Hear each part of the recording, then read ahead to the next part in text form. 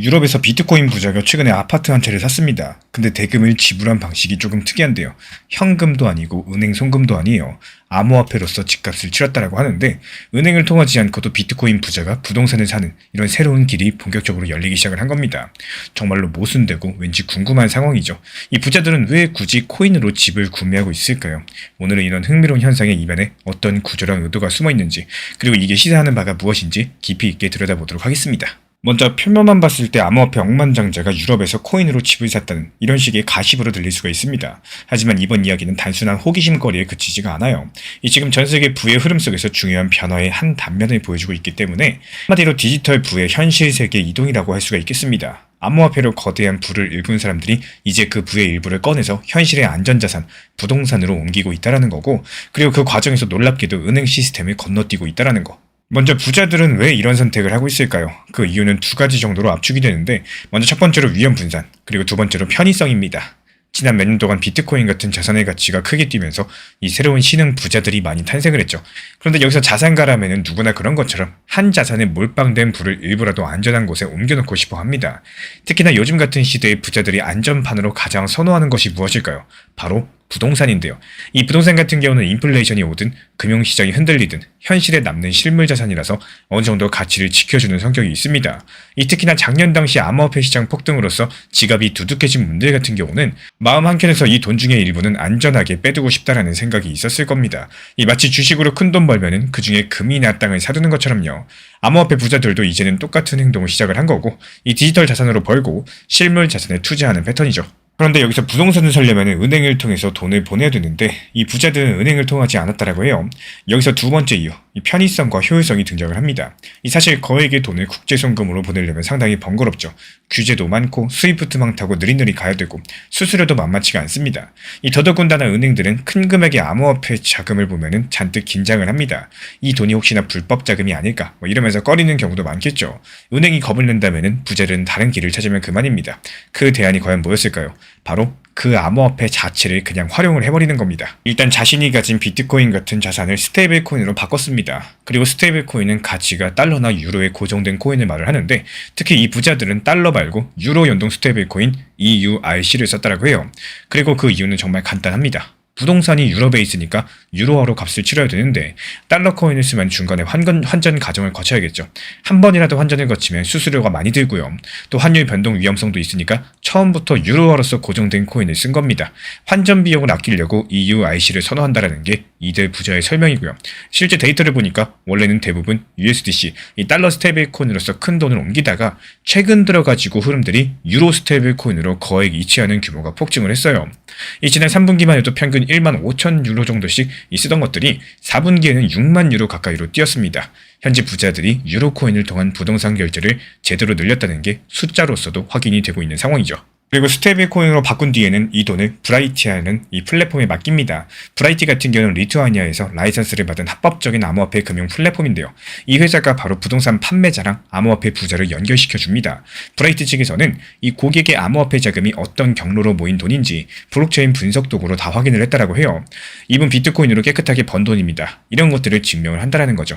그러면 브라이티는 고객 명의의 유로화 계좌를 만들어가지고 거기다가 그 스테이블 코인을 환전을 해줍니다. 그리고 그 유로화를 아파트 파는 사람들에게 착착 지급을 해준다는 거예요.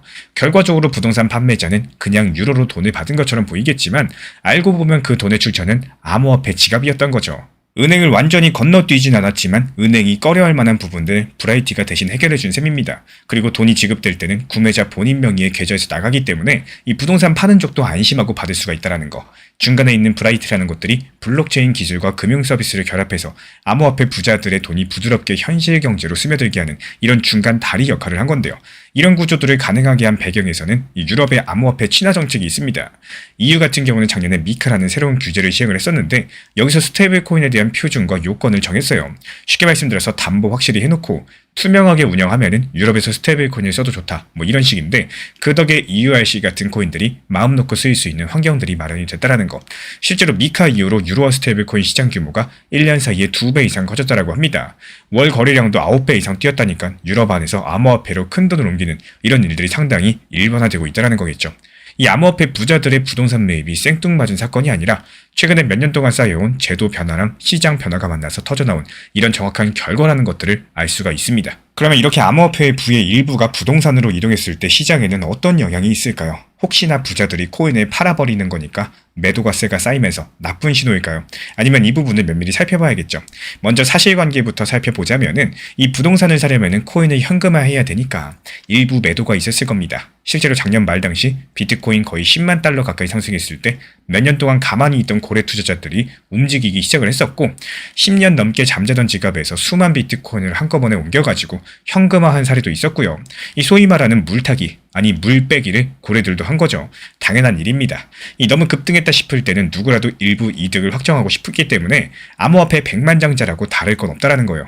하지만 여기서 중요한 건요. 이 그들이 시장을 떠난 게 아니라는 점입니다. 이번에 부자들이 부동산에 투입한 돈은 자기 코인 자산의 일부에 불과하고요.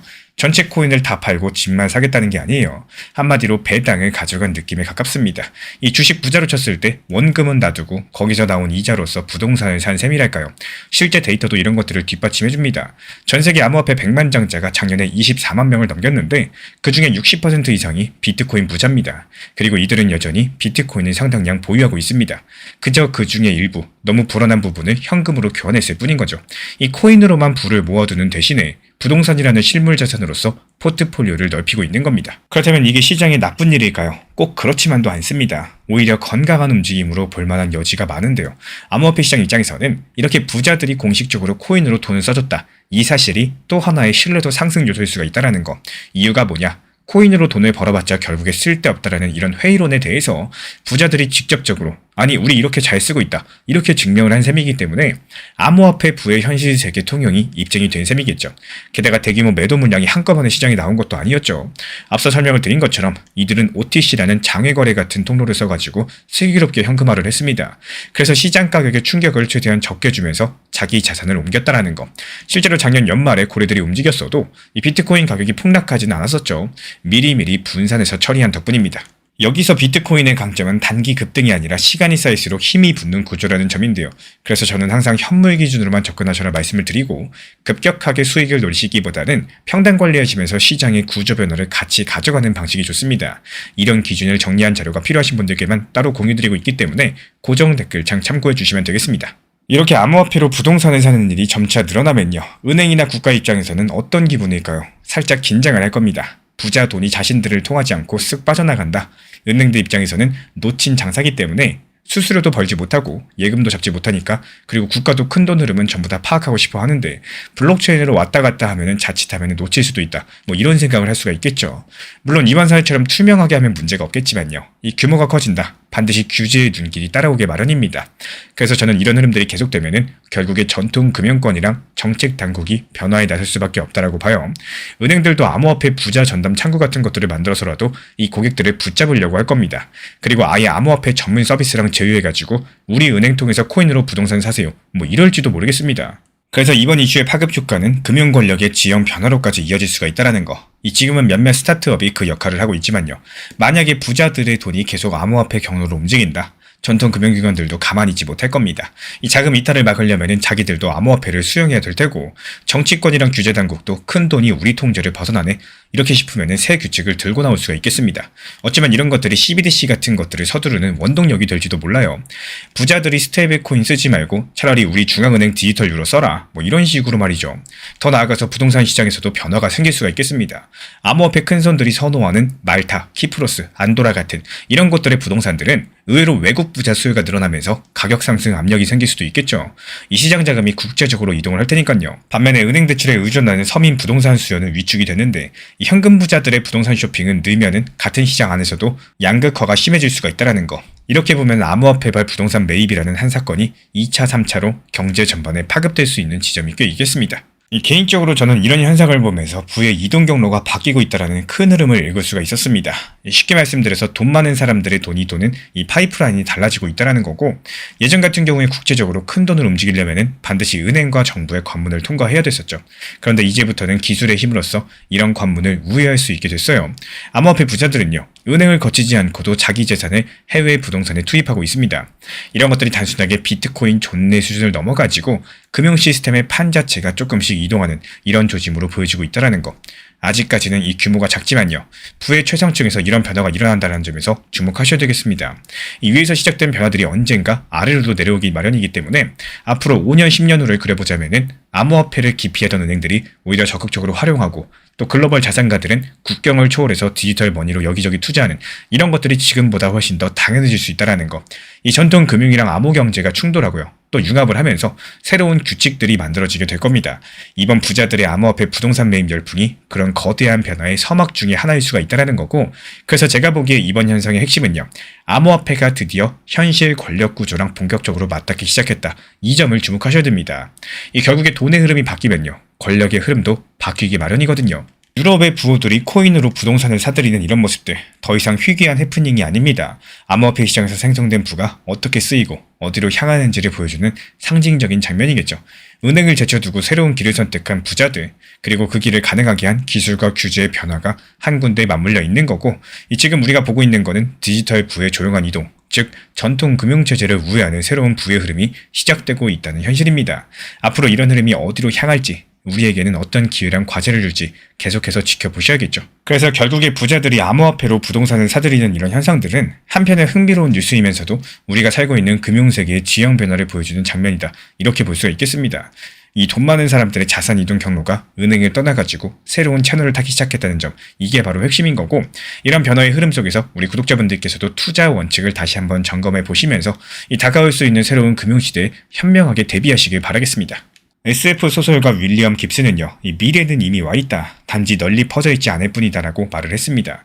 유럽의 부호들이 암호화폐로 부동산을 매입하는 이 지금의 모습들은요, 아직까지 대중한테는 낯선 금융의 미래가 이미 현실에서 작동하고 있다는 걸 증명하고 있습니다. 이 남들이 여전히 의심할 때 화폐의 거대한 지각 변동을 남보다 먼저 읽어낸 우리 구독자분들의 해안이 그 자체로서 가장 강력한 자산입니다.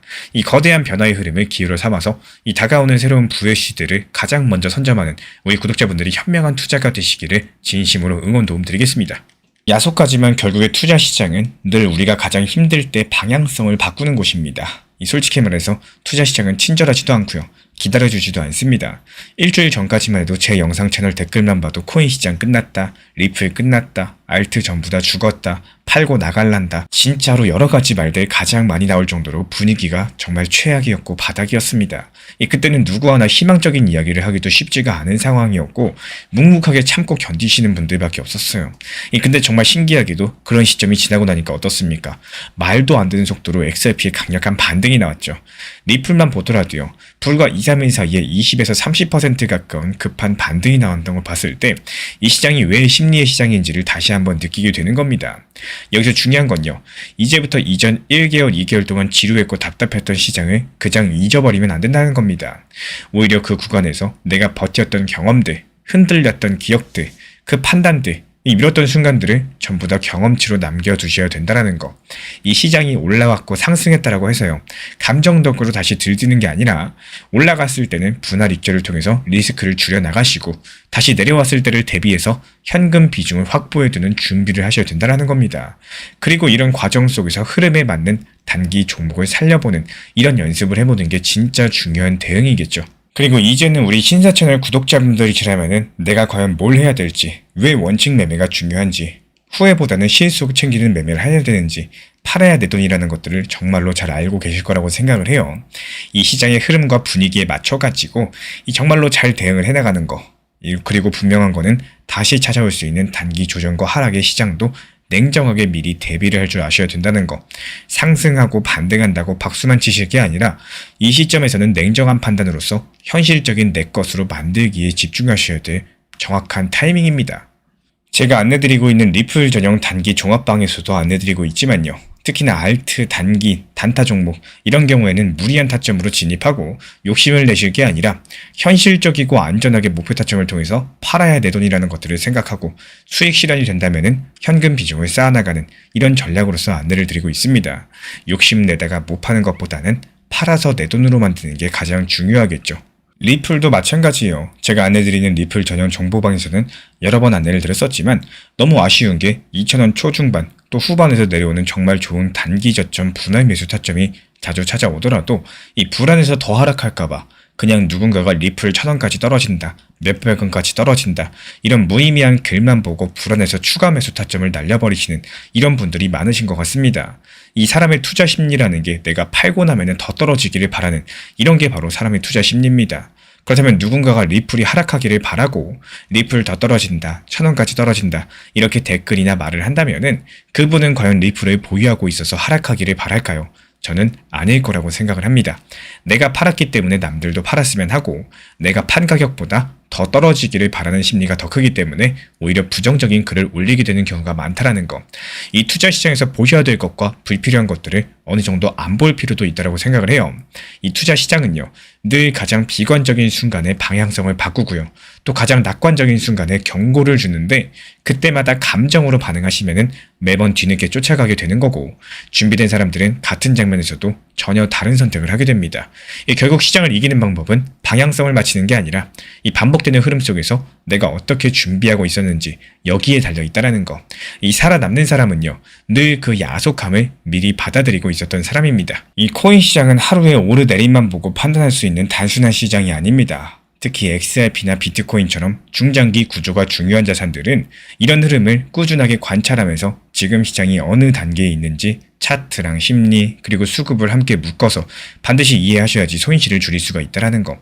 그래서 제가 매일 직접 체크하는 가격 구간들, 이 시장 심리가 어디서 꺾이고 어디서 다시 살아나는지 여기에 대한 흐름들을 정리해서 드리고 있기 때문에 필요하신 분들은 현재 번호로 신청 주시면 입장 도움 드리고 있습니다. 제가 안내해드리고 있는 코인 신사 채널 멤버십 전용방에 대해서 짧게 설명드려 보도록 하겠습니다.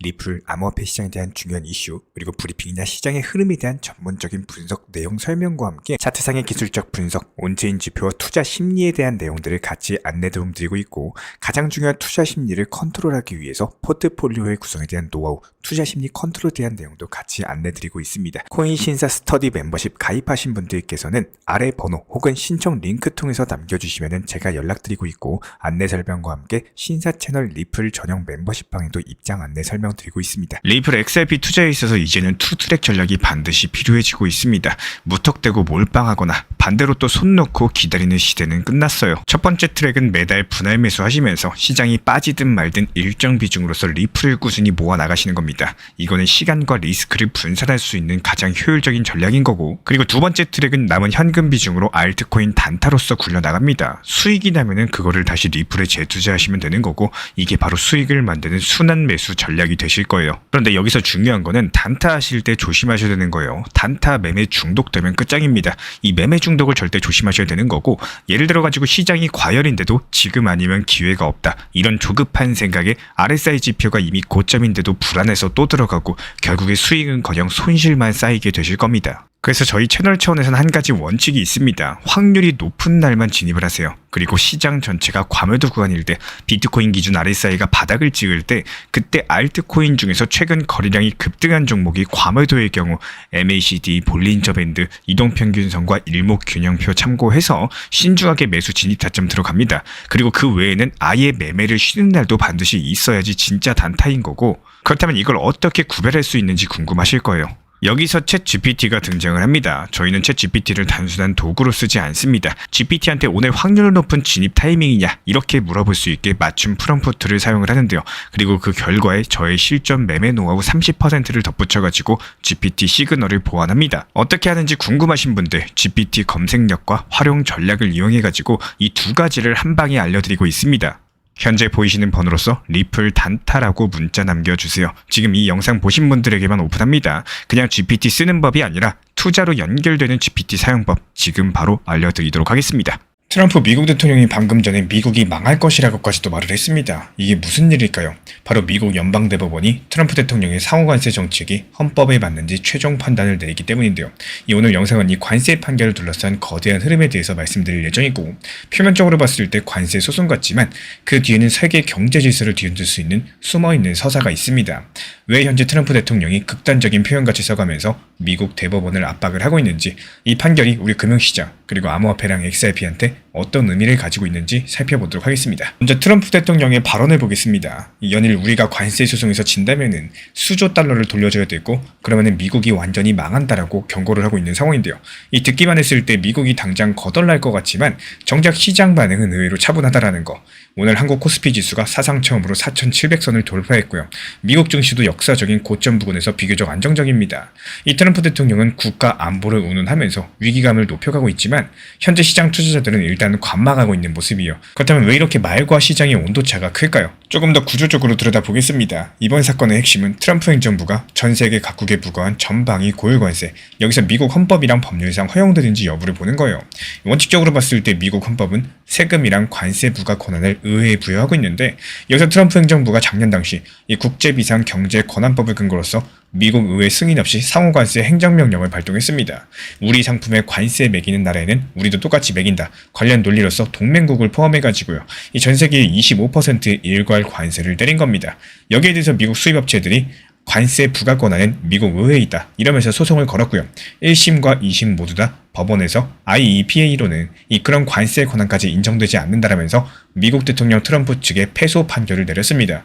그렇다면 이제 남은 거는 최종심, 이 연방 대법원의 결정인 건데, 여기서 트럼프 대통령은 이 판결 결과에 사활을 거는 모습이에요. 최근에 행정부가 지면은 돌려줘야 될 돈이 너무 많다, 미국이 여기에 대해서 감당을 못할 거다, 대법원이 우리한테 불리한 판결을 내리면은 미국이 망한다라는 등 여러 가지 극단적인 표현까지도 써가면서 여론을 압박하고 있습니다.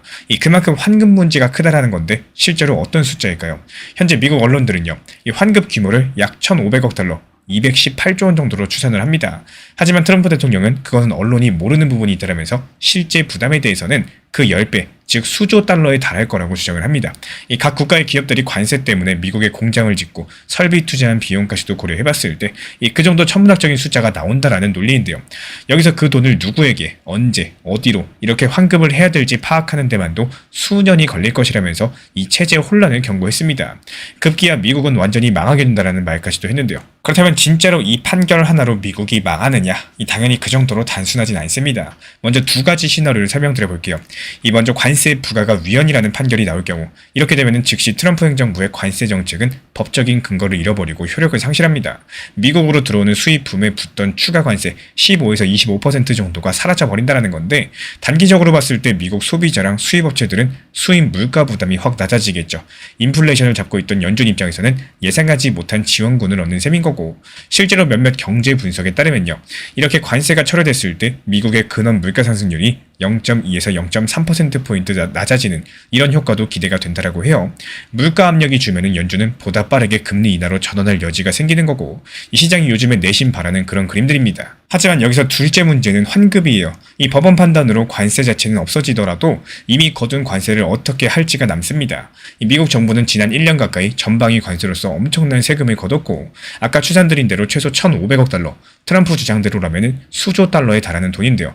이런 것들을 돌려줘야 된다. 그러면은 그 자금 조달이랑 절차가 새로운 숙제가 된다라는 거. 이게 미국 정부로서는 잡혀있지 않은 돈을 구하려면은 국채 발행까지도 늘릴 수밖에 없습니다. 이미 미국의 재정 적자는 팽창 국면인데 여기에 추가 부담이 얹어진다. 그럼 채권 시장이랑 통화가 예민하게 반응할 수 있겠죠. 여기서 미 국채 10년물 금리는 현재 4%대로서 비교적 안정적인 수준인데, 이 환급 이슈로 인해 가지고 국채 물량이 급증할 거란 전망이 퍼진다. 그럼 금리가 다시 뛰어오를 수도 있겠죠. 이렇게 달러 가치까지도 흔들릴 수 있습니다. 최근에 달러 인덱스는 98선까지 내려와서 2년 만에 최저 수준인데요. 미국 정부가 수백조 원을 외국 기업들에게 돌려주는 이런 사태가 오게 된다면은 달러에 대한 신뢰도가 강력하게 타격을 받을 거고, 위헌 판결 시에는 단기적으로 물가 안정이랑 금리 인하 기대라는 이런 호재, 또 동시에 미국 재정 악화랑 달러 약세 가능성이라는 이런 잠재적인 악재가 같이 나타나는 복잡한 그림입니다. 반대로 관세 부과가 합헌이라는 판결이 나오면요, 상황은 또 달라지게 될 겁니다. 일단 트럼프 대통령은 크게 고무될 텐데, 본인이 밀어붙인 정책이 완성을 거두는 거니까요. 당장의 환급에 대한 걱정도 사라지고요, 기존의 관세 수입도 계속 유지가 될 겁니다. 표면적으로 봤을 때 미국 경제에는 이득처럼 보일 수 있겠지만요. 하지만 이런 경우에 저는 조금 더 깊은 파장을 경계하셔야 된다 생각을 해요. 바로 국제 신뢰의 문제입니다. 합헌 판결은 곧 앞으로도 미국 대통령이 맘만 먹으면은 의회 동의 없이 무역 보복 관세를 때릴 수 있다라는 선례를 남기는데요. 이게 동맹국 입장에서 봤을 때 미국과 맺은 무역 합의가 또 언제 깨질지 모르는 거고, 불리하면은 비상사태를 선포해서라도 일방적인 조치를 할 거라는 의구심이 커질 겁니다. 이런 것들이 장기적으로 봤을 때 미국에 대한 신뢰 하락, 그리고 타의 미국 무역 질서 모색으로 이어질 수가 있다는 거. 한번 예를 들어볼까요? 한국, 일본, 유럽은요, 서로 협력해가지고 미국 의존을 줄이는 무역 체계를 강화할 가능성이 있습니다. 이 중동 산유국이나 브릭스 국가들, 달러 대신에 다른 통화로 거래하려는 시도를 가속화할 수가 있습니다. 그렇기 때문에 겉으로 봤을 때 미국이 판정성을 거두는 것 같더라도 그 이면에서는 달러 패권이랑 동맹 체제에 금이 간다라는 거고, 그리고 저는 이거야말로 장기적으로 미국 경제에 더욱더 큰 위협이 될 수 있다라고 봅니다. 이 트럼프 대통령의 관세 전략이 부메랑이 돼서 돌아오는 셈인데요. 그리고 지금부터는 이번 이슈의 파급 효과를 조금 더 확장해서 생각해 보겠습니다. 먼저 무역 협정 측면이에요. 이 트럼프 행정부는 작년에 한국, 일본, 캐나다 같은 이 동맹국들에게도 관세를 때렸다가 각각 양자 협상으로 관세율을 인하해주는 조건으로서 거액의 대미 투자를 약속받았어요. 한국이 관세를 25%에서 15%로 낮추는 대신에 3,500억 달러 투자 MOU를 맺었죠. 그런데 대법원에서 관세가 위법이라고 판결난다. 이런 약속들의 근거가 흔들릴 겁니다. 관세도 없는데 우리가 왜 그 투자를 이어가야 되나, 이런 문제가 생길 거고, 반대로 관세가 적법하다고 확정되면은 동맹국들은 미국이 앞으로 또 요구할지 모른다라는 압박감을 느끼게 될 겁니다. 결국에 어떤 식으로든지 간에 이미 체결된 무역협정의 불확실성이 커지는 이런 효과를 낳게 된다는 거예요. 그리고 두 번째 파급 효과는 공급망에 대한 재편입니다. 이 글로벌 기업 입장에서 봤을 때 관세 리스크가 현실화된 이상 이 생산이랑 공급 전략을 바꾸지 않을 수가 없어요. 관세를 피하려면 핵심 생산 거점을 미국이나 관세 우대국으로 옮겨야 되는데, 실제로 트럼프 행정부 관세부가 이후에 일본 기업들은 동남아로, 또 미국 기업들은 멕시코로 생산 기지를 이전하는 움직임이 빨라졌습니다. 이번 판결로 관세 부과가 계속 가능해진다면요, 이런 리쇼어링, 자국 회귀랑 프렌드 쇼어링, 우방국으로 이동하는 이런 흐름들이 더 가속화될 거라는 거. 이 전 세계 무역은 효율성보다는 안보랑 블록화 논리가 앞서는 방향으로 구조 변화가 일어나겠죠. 그래서 세 번째 파급 효과는 국제금융이랑 통화체제예요. 이 미국이 관세 환급을 위해서 천문학적인 자금을 풀거나, 그리고 관세를 무기화해서 자국의 유리한 무역 질서를 강요하게 된다면은 여기 따른 반작용으로 달러 패권에 도전하는 이런 움직임들이 힘을 받을 수가 있습니다. 요즘에 중국, 러시아를 비롯한 브릭스 국가들이 비달러 무역 결제를 늘리는 노력을 하고 있는데요. 이 미국이 이런 식으로 신뢰를 잃어버린다. 그 노력에 동참하는 나라가 많아질 수가 있다는 거. 유럽도 미국 눈치를 보면서도 한편으로는 유로화 국제화를 더 추진할지 모르겠습니다. 이런 흐름들이 당장 현실화되진 않더라도요, 일단 한번 방향성이 잡히면은 장기적으로 누적되는 힘이 상당히 큽니다. 달러 중심의 글로벌 금융 질서가 서서히 다극화되는 이런 시나리오가 현실로 다가올 수가 있다는 거예요. 저는 개인적으로 봤을 때 이번 관세 소송 판결을 계기로서 세계 경제의 판이 미묘하게 바뀌고 시작한다고 생각을 합니다. 이 트럼프 대통령의 격한 발언들은요, 겉으로 봤을 때 우리 미국 큰일 난다, 뭐 이런 식이겠지만, 이걸 역으로 보면은 미국 스스로 자초한 위기이기도 해요. 관세라는 칼을 휘둘러서 단기적인 이득은 얻었었지만 이제는 거기에 따른 반동으로 동맹의 믿음, 달러 체제의 생채기가 가고 있습니다. 이 대법원 판결이 어떻게 나오든지 간에 이미 한번 깨져버린 신뢰는요, 예전으로 다시 돌아가기가 어렵습니다. 저는 이런 것들을 국제금융질서 재편의 방아쇠가 당겨졌다, 이렇게 표현을 드리고 싶어요. 어느 날 갑자기 세상이 달라지는 건 아니에요. 하지만 이번 일을 기점으로 세계는 더 이상 미국만 믿고 의존하지 않는 이런 새로운 방향으로 조금씩 움직이게 될 겁니다. 그리고 그 빈틈에서 새로운 기술과 대안 시스템이 부상할 가능성이 크다라는 거. 블록체인 기반의 결제망, 또 CBDC, 탈중앙화 금융, 이렇게 여러 가지로서 우리 신사천에서 늘 이야기 드리는 미래의 금융 혁신들이 바로 그런 대안들입니다. 관세 전쟁의 부메랑이 뜻밖에도 이 디지털 자산이랑 혁신 금융에 기회를 열어줄 수 있다는 게 저의 관점인데요. 그렇다면 이런 거대한 변화 속에서 암호화폐 시장은 어떻게 될까요? 단기적으로 봤을 때 관세 판결이라는 이벤트의 위험 자산으로서 이 비트코인을 포함한 암호 자산도 영향을 받는다는 겁니다. 예를 들어가지고 대법원 판결 직후에 이 시장이 혼란에 빠진다면 비트코인 가격이 출렁이겠죠. 반대로 판결이 명확해져서 불확실성이 해소된다면 증시랑 함께 코인 시장에도 안도 랠리가 올 수가 있겠습니다. 다행히 지금까지 시장을 봤을 때 시장 투자자들이 이런 이벤트를 크게 공포로 받아들이고 있지는 않습니다. 트럼프 대통령이 그렇게 엄살을 부려도 이 증시가 견조한 걸 보면요, 암호화폐 투자자들도 너무 겁먹을 필요가 없을 것 같습니다.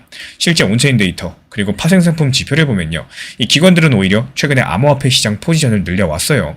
비트코인 옵션 미결제 확정 규모가 급증하면서 이 선물보다 더 커졌다는 소식도 있고요.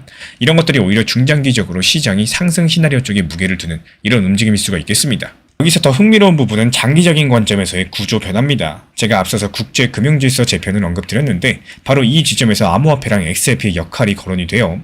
미국 주도의 달러 시스템에 균열이 가면요, 그 대안으로 탈중앙화 금융 네트워크라거나 각 국가의 디지털 통화 협력 체제가 힘을 얻을 가능성이 있습니다. XRP가 리플사가 구축한 글로벌 결제 인프라의 중심에 있는 자산이죠. 기존 금융이랑 새로운 기술을 잇는 브릿지 통화 역할을 목표로 해왔어요. 이번 사태로 인해 가지고 그런 역할의 필요성이 커지고 있다는 거고, 예를 들어 가지고 만약에 이 미국이 200조가 넘는 관세를 각 나라 기업에 돌려줘야 된다. 그렇다면 어떻게 될까요? 이런 돈들을 전통 방법으로 송금했을 때 나라별 은행망 타고 가느라고 몇 년이 걸릴 겁니다. 하지만 리플의 ODA 같은 네트워크를 쓴다. XRP를 통해서 몇 초 만에 해외 송금을 마칠 수도 있겠죠. 이 트럼프 대통령이 환급 대상이랑 액수를 파악하는 데만 수년이라고 한탄을 했었지만 정말 아이러니하게도 블록체인 기반 원장의 데이터를 투명하게 기록을 하면요, 실시간 정산도 가능해집니다. 현실에 당장 적용되진 않더라도 이런 사례를 계기로서 각 국가의 금융기관이 효율적인 글로벌 송금망의 필요성을 절실히 느낄 수가 있다는 거죠. XRP는 가격보다 구조가 먼저 움직이고 있습니다. 이런 자산일수록 타이밍을 맞추겠다는 생각보다도 업비트 비썸 현물로만 평단 관리하시면서 모아가는 전략이 훨씬 더 중요해집니다. 그래서 제가 따로 안내드리는 자료도 레버리지나 단타가 아니라 현물 기준으로만 정리해드리고 있기 때문에 관심 있으신 분들만 고정 댓글창 참고해 주셔도 좋습니다. 그리고 RLUSD 같은 스테이블 코인도 짚고 넘어가야 됩니다. 리플사가 2024년 출시한 달러 연동 스테이블 코인 RLUSD는요, 발행 1년 만에 시가총액 10억 달러를 넘긴 상황이고, 이 뉴욕 금융당국의 승인도 받아서 규제 친화적이고 은행들이 사용하기에 상당히 적합한 스테이블 코인으로 꼽힙니다. 만약에 달러에 대한 신뢰가 떨어진다, 오히려 이렇게 투명하고 담보가 확실한 디지털 달러 수요가 늘어날 수도 있다는 거. 여기서 RLUSD는 이 리플레지에서 직접 거래가 되기 때문에 A은행이 RLUSD를 보내면요, B은행이 몇 초 만에 그걸 받아서 자기 통화로 환전이 가능합니다. 모든 과정이 블록체인에 기록이 되고요. 현재도 일부 아시아랑 유럽 금융기관들이 소규모로 이런 파일럿을 진행 중에 있는데, 관세 이슈 이후로 이런 움직임들이 더 힘을 받을 가능성이 있다는 거. 이 리플레저 자체도 올해 들어가지고 온체인 활동이 크게 증가했어요. 2025년에 리플레저 상에서 발행된 토큰화된 실물자산 가치가 전년 대비 23배 폭증을 했는데요. 이 부동산 펀드나 채권, 금 같은 이런 것들을 토큰으로 만들어서 거래한 결과입니다. 아직까지 규모가 5억 달러 남짓이지만요, 이 성장 속도가 상당히 가파릅니다. 이 숫자가 말해주는 것은 XRP 생태계가 단순한 송금을 넘어서 이 다양한 자산을 다루는 플랫폼으로 진화하고 있다는 사실이겠죠. 결국에 XRP 입장에서는 전통 금융질서 변화가 위기이자 기회입니다. SEC 소송 이슈 포함해가지고 규제 불확실성도 어느 정도 해소된 지금 이 시점, XRP가 실제 쓰임새를 증명해두는 단계에 와 있다는 거. 그리고 공교롭게도 미국의 관세 정책 부메랑으로 글로벌 결제 네트워크의 개편 필요성이 대두되고 있는 이런 상황들이 이 XRP한테는 자기 장기를 펼칠 무대가 될 수가 있다는 거. XRP가 목표로 하는 저비용 실시간 국제 송금, 브릿지 통화의 역할들이 바로 이런 복잡한 국제정산 문제를 풀 열쇠이기 때문입니다. 물론 하루아침에 세상이 XRP를 채택하는 일은 일어나지 않겠지만요, 방향성이 중요합니다. 이번 관세 판결을 계기로서 이 세계 각국의 정부랑 또 은행들이 미국 금융망 바깥에서도 움직일 방법을 찾자, 이런 논의를 시작한다면은 XRP 같은 솔루션에 대한 관심이 분명히 높아지게 될 거예요. 존 F 케네디는 말을 했습니다. 이 변화는 삶의 법칙이다. 과거랑 현재만 바라보는 사람은 반드시 미래를 놓치게 된다라고요. 지금 들려오는 미국의 위기라는 거친 소음들, 역설적으로 봤을 때 낡은 질서가 저물고 새로운 금융의 지평이 열리고 있다는 가장 강력한 신호일지 모르겠습니다. 지금 당장의 혼란에 두려워하시기보다도 그 이면에 꿈틀대는 거대한 구조적인 변화를 읽어내는 우리 구독자분들의 해안이 그 어느 때보다도 필요한 시점입니다. 위기 속에서 남보다 앞서가지고 미래 가치를 선점하는 우리 구독자분들의 현명한 투자가 마침내 빛나는 결실을 맺기를 진심으로 기원 도움드리겠습니다. 이 코인 시장이 하루의 오르내림만 보고 판단할 수 있는 단순한 시장이 아닙니다. 특히나 XRP나 비트코인처럼 장기 구조가 중요한 자산들은요, 이런 흐름을 꾸준하게 관찰하면서 지금 시장이 어느 단계에 있는지 차트랑 심리, 수급을 함께 묶어서 이해하셔야지 손실을 줄일 수가 있는데요. 그래서 제가 매일 직접 체크하는 가격 구간들, 이 시장 심리가 어디서 꺾이고 여기에 대한 흐름들을 정리해드리고 있기 때문에 필요하신 분들께서는 현재 번호로 신청 주시면 입장 도움 드리도록 하겠습니다. 지금 시장이 어려운 게 아니라 그 어려움을 감정으로 받아들이는 순간, 그때부터 투자는 더 힘들어질 수밖에 없다는 말씀을 드리고 싶어요. 시장이 어렵다고 해서 지금 이 상황을 지나치게 힘들어하실 필요가 없는 거고, 리플 안 좋다, 코인 시장 안 좋다, 그래서 계속 스스로 불안하게 만들고 하루하루 가격에 감정을 실어버리면은 이 투자 시장이라는 큰 틀 속에서 오르락 내리락하는 수많은 그래프 사이에서 끝까지 살아남는 거는 정말로 쉽지 않은 일이 됩니다. 이 시장이 원래부터 편안한 사람만을 위해서 만들어진 곳이 아니라는 거, 그거부터 먼저 받아들여 주셔야 돼요. 오히려 생각을 쉽게 하셔야지 생각한테 안 잡혀먹고요, 더 시장을 보는 관점이 쉬워집니다. 정말 간단해요. 내려갔을 때는 추가 매수를 잘해보려고 노력하면 되는 거고, 또 반대로 올라가고 반등 나올 때는 더 상승할 거라는 욕심은 과감하게 접어두고 이 낮은 비중이라도 분할 익절을 해보는 겁니다. 제일 쉽지만 어려운 건 또 매도입니다. 하지만 그 매도를 스스로 계속 어려워하고 또 망설이고 매도를 결국 못하게 되면은 최종적으로 수익 실현을 하는 게 너무나도 어렵기 때문에 이 매도에 대해서 조금은 쉽고 편하게 대응하려고 할 줄 아셔야 돼요. 이 제가 안내드리는 단기 종합 리플 전용방에서도 목표 타점을 같이 안내드리는 이유도요. 막상 그 순간이 돼서 욕심 때문에 못 팔고 후회할 바에는 분할 익절을 하고 또 내 것으로 만들어 놓는 경험치, 실행 능력이 정말로 중요하기 때문입니다. 어렵지만 쉬운 내용인 팔아야 내 것이라는 것들을 잊지 않으셨으면 하고요. 더 멀리 또 중장기적으로 가기 위해서 중간에 힘을 충전하는 현실적인 원칙 매매를 잘 활용하셔야지 이 시장이 어렵지 않고 지겹다고 느껴지지 않으실 겁니다. 조금만 차분하게 생각해 보시면 좋겠습니다. 그래프가 오를 때 기쁘고 그래프가 내려가면 불안해지는 게 너무나도 자연스러운 반응이겠지만요. 만약에 그래프가 내려가 있는 상태에서 내 심리가 가장 불안하고 초조하고 다 팔고 그만두고 싶고 괜히 리플 샀다, 괜히 코인 시장에 들어왔다 이런 생각이 머릿속을 가득 채우는 그 시점이 바로 그래프상의 바닥이라면은 그 바닥 구간에는 어떤 그림이 그려져 있을지 한 번쯤은 생각해 볼 필요가 있다는 거예요. 이 결국에 바닥까지 갔다는 거는 어떤 형태로든지 다시 올라오는 구간이 생긴다는 뜻이고 이 시장은 늘 그런 식으로 움직여 왔습니다. 불과 며칠 전까지만 해도 리플이 2,500원, 2,600원 부근에서 답답하게 왔다 갔다 하던 상황이었죠. 근데 그 이후로 정말 짧은 시간 만에 3,400원까지 회복을 했었고 지금은 조금 하락을 했지만 다시 3,000원 부근에서 등락을 반복하고 있습니다. 이것만 봐도 시장의 속성과 변동성은 분명한데요. 그래서 중요한 거는 시장이 좋을 때는 잘해보겠다는 생각이 아니라 시장이 안 좋을 때 어떻게 대응할 수 있을지 이런 것들을 고민하는 태도입니다.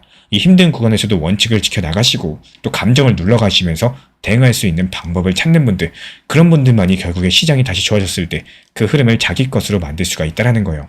결국에 이 시장에서 살아남는 사람들은 늘 가장 힘들 때 준비하고 있었던 사람입니다. 사실 정보가 부족해서 손실을 보진 않습니다. 이 정보는 넘쳐나요. 진짜 중요한 건 그 정보를 언제 어떻게 써야 되는지, 그래서 제가 실제로 활용하고 있는 관점, 가격 변동 구간이 읽는 방식, 그리고 주요 가격대를 정리한 기준표를 받아보고 싶으신 분들을 위해서 정리된 자료를 제공해드리고 있습니다.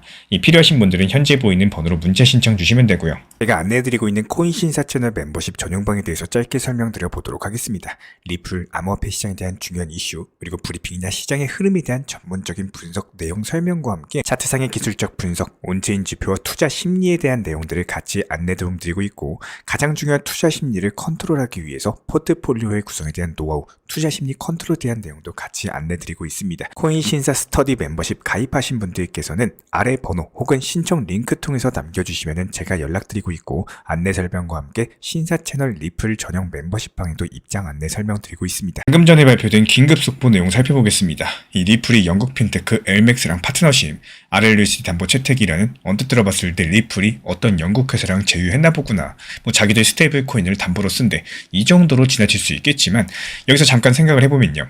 영국의 엘맥스 그룹은 전 세계 외환이랑 암호 자산을 다루는 굉장히 큰 기관 거래 플랫폼입니다. 그런 곳에서 리플의 달러 연동 스테이블 코인 RLUSD를 글로벌 거래의 담보로 받아들이기로 했다는 거고, 그리고 리플은 그 대가로서 1억 5천만 달러라는 거금을 엘맥스에 투자하기로 했습니다. 도대체 왜 이런 일이 벌어지고 있는 걸까요? 오늘 영상의 핵심은 표면적인 뉴스 뒤에 숨어있는 설계도를 읽어보자는 거예요. 겉으로 봤을 때 리플이 투자하고 엘맥스는 RLUSD를 채택했다는 소식인데, 하지만 그 배경에는 전통 금융시장이랑 암호화폐 시장을 하나로 엮는 이런 커다란 움직임이 있습니다. 저는 이거를 디지털 달러 인프라의 부상이라고 부르고 싶어요. 쉽게 말씀을 드리자면은 이제 달러를 종이나 은행 잔고 형태가 아니라 블록체인 위의 코인, 즉 스테이블 코인 형태로 굴리겠다는 흐름이 본격화된다는 거죠. 조금 더 풀어가지고 설명을 드려보자면은 엘맥스는 어떤 회사인가요? 영국에 본사를 둔 기관 전용 거래소이자 유동성 공급자입니다.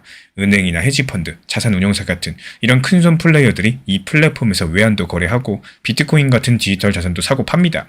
2025년 한 해에만 엘맥스를 통해서 거래된 규모가 8조 달러를 넘었을 정도니까요. 그 규모를 짐작해 볼 수가 있겠죠. 이런 엘맥스가 우리 플랫폼에서는 앞으로 달러 연동 스테이블 코인 RLUSD를 공식 담보자산으로 쓸 수 있게 합니다. 이렇게 전격 발표를 한 겁니다. 이 담보자산이라면 예를 들어서 기관들이 엘맥스에서 비트코인 선물 거래를 할 때 이 증거금으로 달러 현찰 대신에 RLUSD 코인을 맡겨도 된다는 뜻인데요.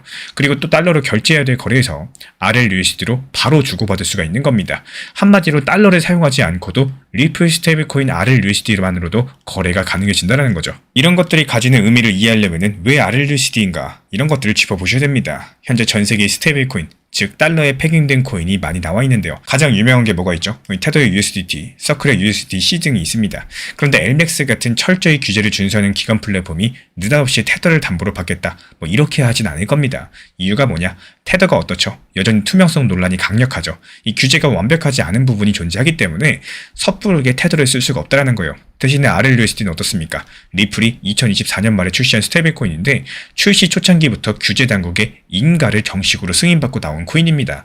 그만큼 규제에서 안전하다라는 거고, 뉴욕의 금융청 NITFS 측의 승인을 받았고 미국의 통화감독청 OCC로부터는 이 조건부 은행 인가까지도 얻어내버렸습니다. 그리고 RLUSD 달러 준비금은 이 미국 BNI 멜론이 보관하고 있는 상황인데요. 준비금의 상당 부분은 미국 단기 국채 등으로 운영이 되고 있고, 쉽게 말씀을 드리자면은 글로벌 금융권이 신뢰할 만한 요건을 전부 다 갖춘 디지털 달러라는 겁니다. 이 엘맥스의 CEO 데이비드 머서는요, 이번 제휴를 발표하면서 이런 말을 했어요. 미국과 글로벌 규제 명확성이 커진 지금 이 시점에서 법정화폐 기반 스테이블 코인이 전통금융과 디지털 자산의 융합을 이끄는 핵심이 될 것이라고요. 그리고 RLUSD가 여기서 최전방에 있다라고 바라보고 있습니다. 이 엘맥스 입장에서 봤을 때 리플의 RLUSD는 신뢰할 수 있는 디지털 달러인 셈입니다. 그러면 리플은 무엇을 노리고 이런 파트너십을 맺었을까요? 리플은 XRP를 개발한 회사로 유명하지만요. 이 사실 그동안 XRP만으로는 한계를 많이 느꼈을 겁니다. XRP가 아무리 거래가 빨라봤자 기관들은 달러로 손익을 계산하고 달러로 자산을 맡기길 원하는데요. 리플은 그 현실을 받아들이고 차라리 우리가 디지털 달러를 만들자라고 결심을 한 거죠. 그게 바로 RLUSD 스테이블 코인입니다. 그리고 나서 리플은 자신들의 코인을 그냥 발행하는 데서 멈추지 않았어요. 올해 들어가지고 공격적인 인수랑 제휴로서 아예 전통금융 인프라 속으로 파고 들어갔는데, 작년 10월 당시 히든로드라는 글로벌 프라임 브로커 회사를 15억 달러에 인수했었죠. 히든로드가 뭐 하는 곳이냐? 쉽게 말씀드리자면은 기관들 대신 돈을 빌려주고 또 거래 중개를 맡아주는 곳입니다. 이 큰 손들이 거래할 때 신용을 제공하고 또 여러 가지 거래소를 한 가지 창구에서 이용할 수 있게 해주는 서비스인데요.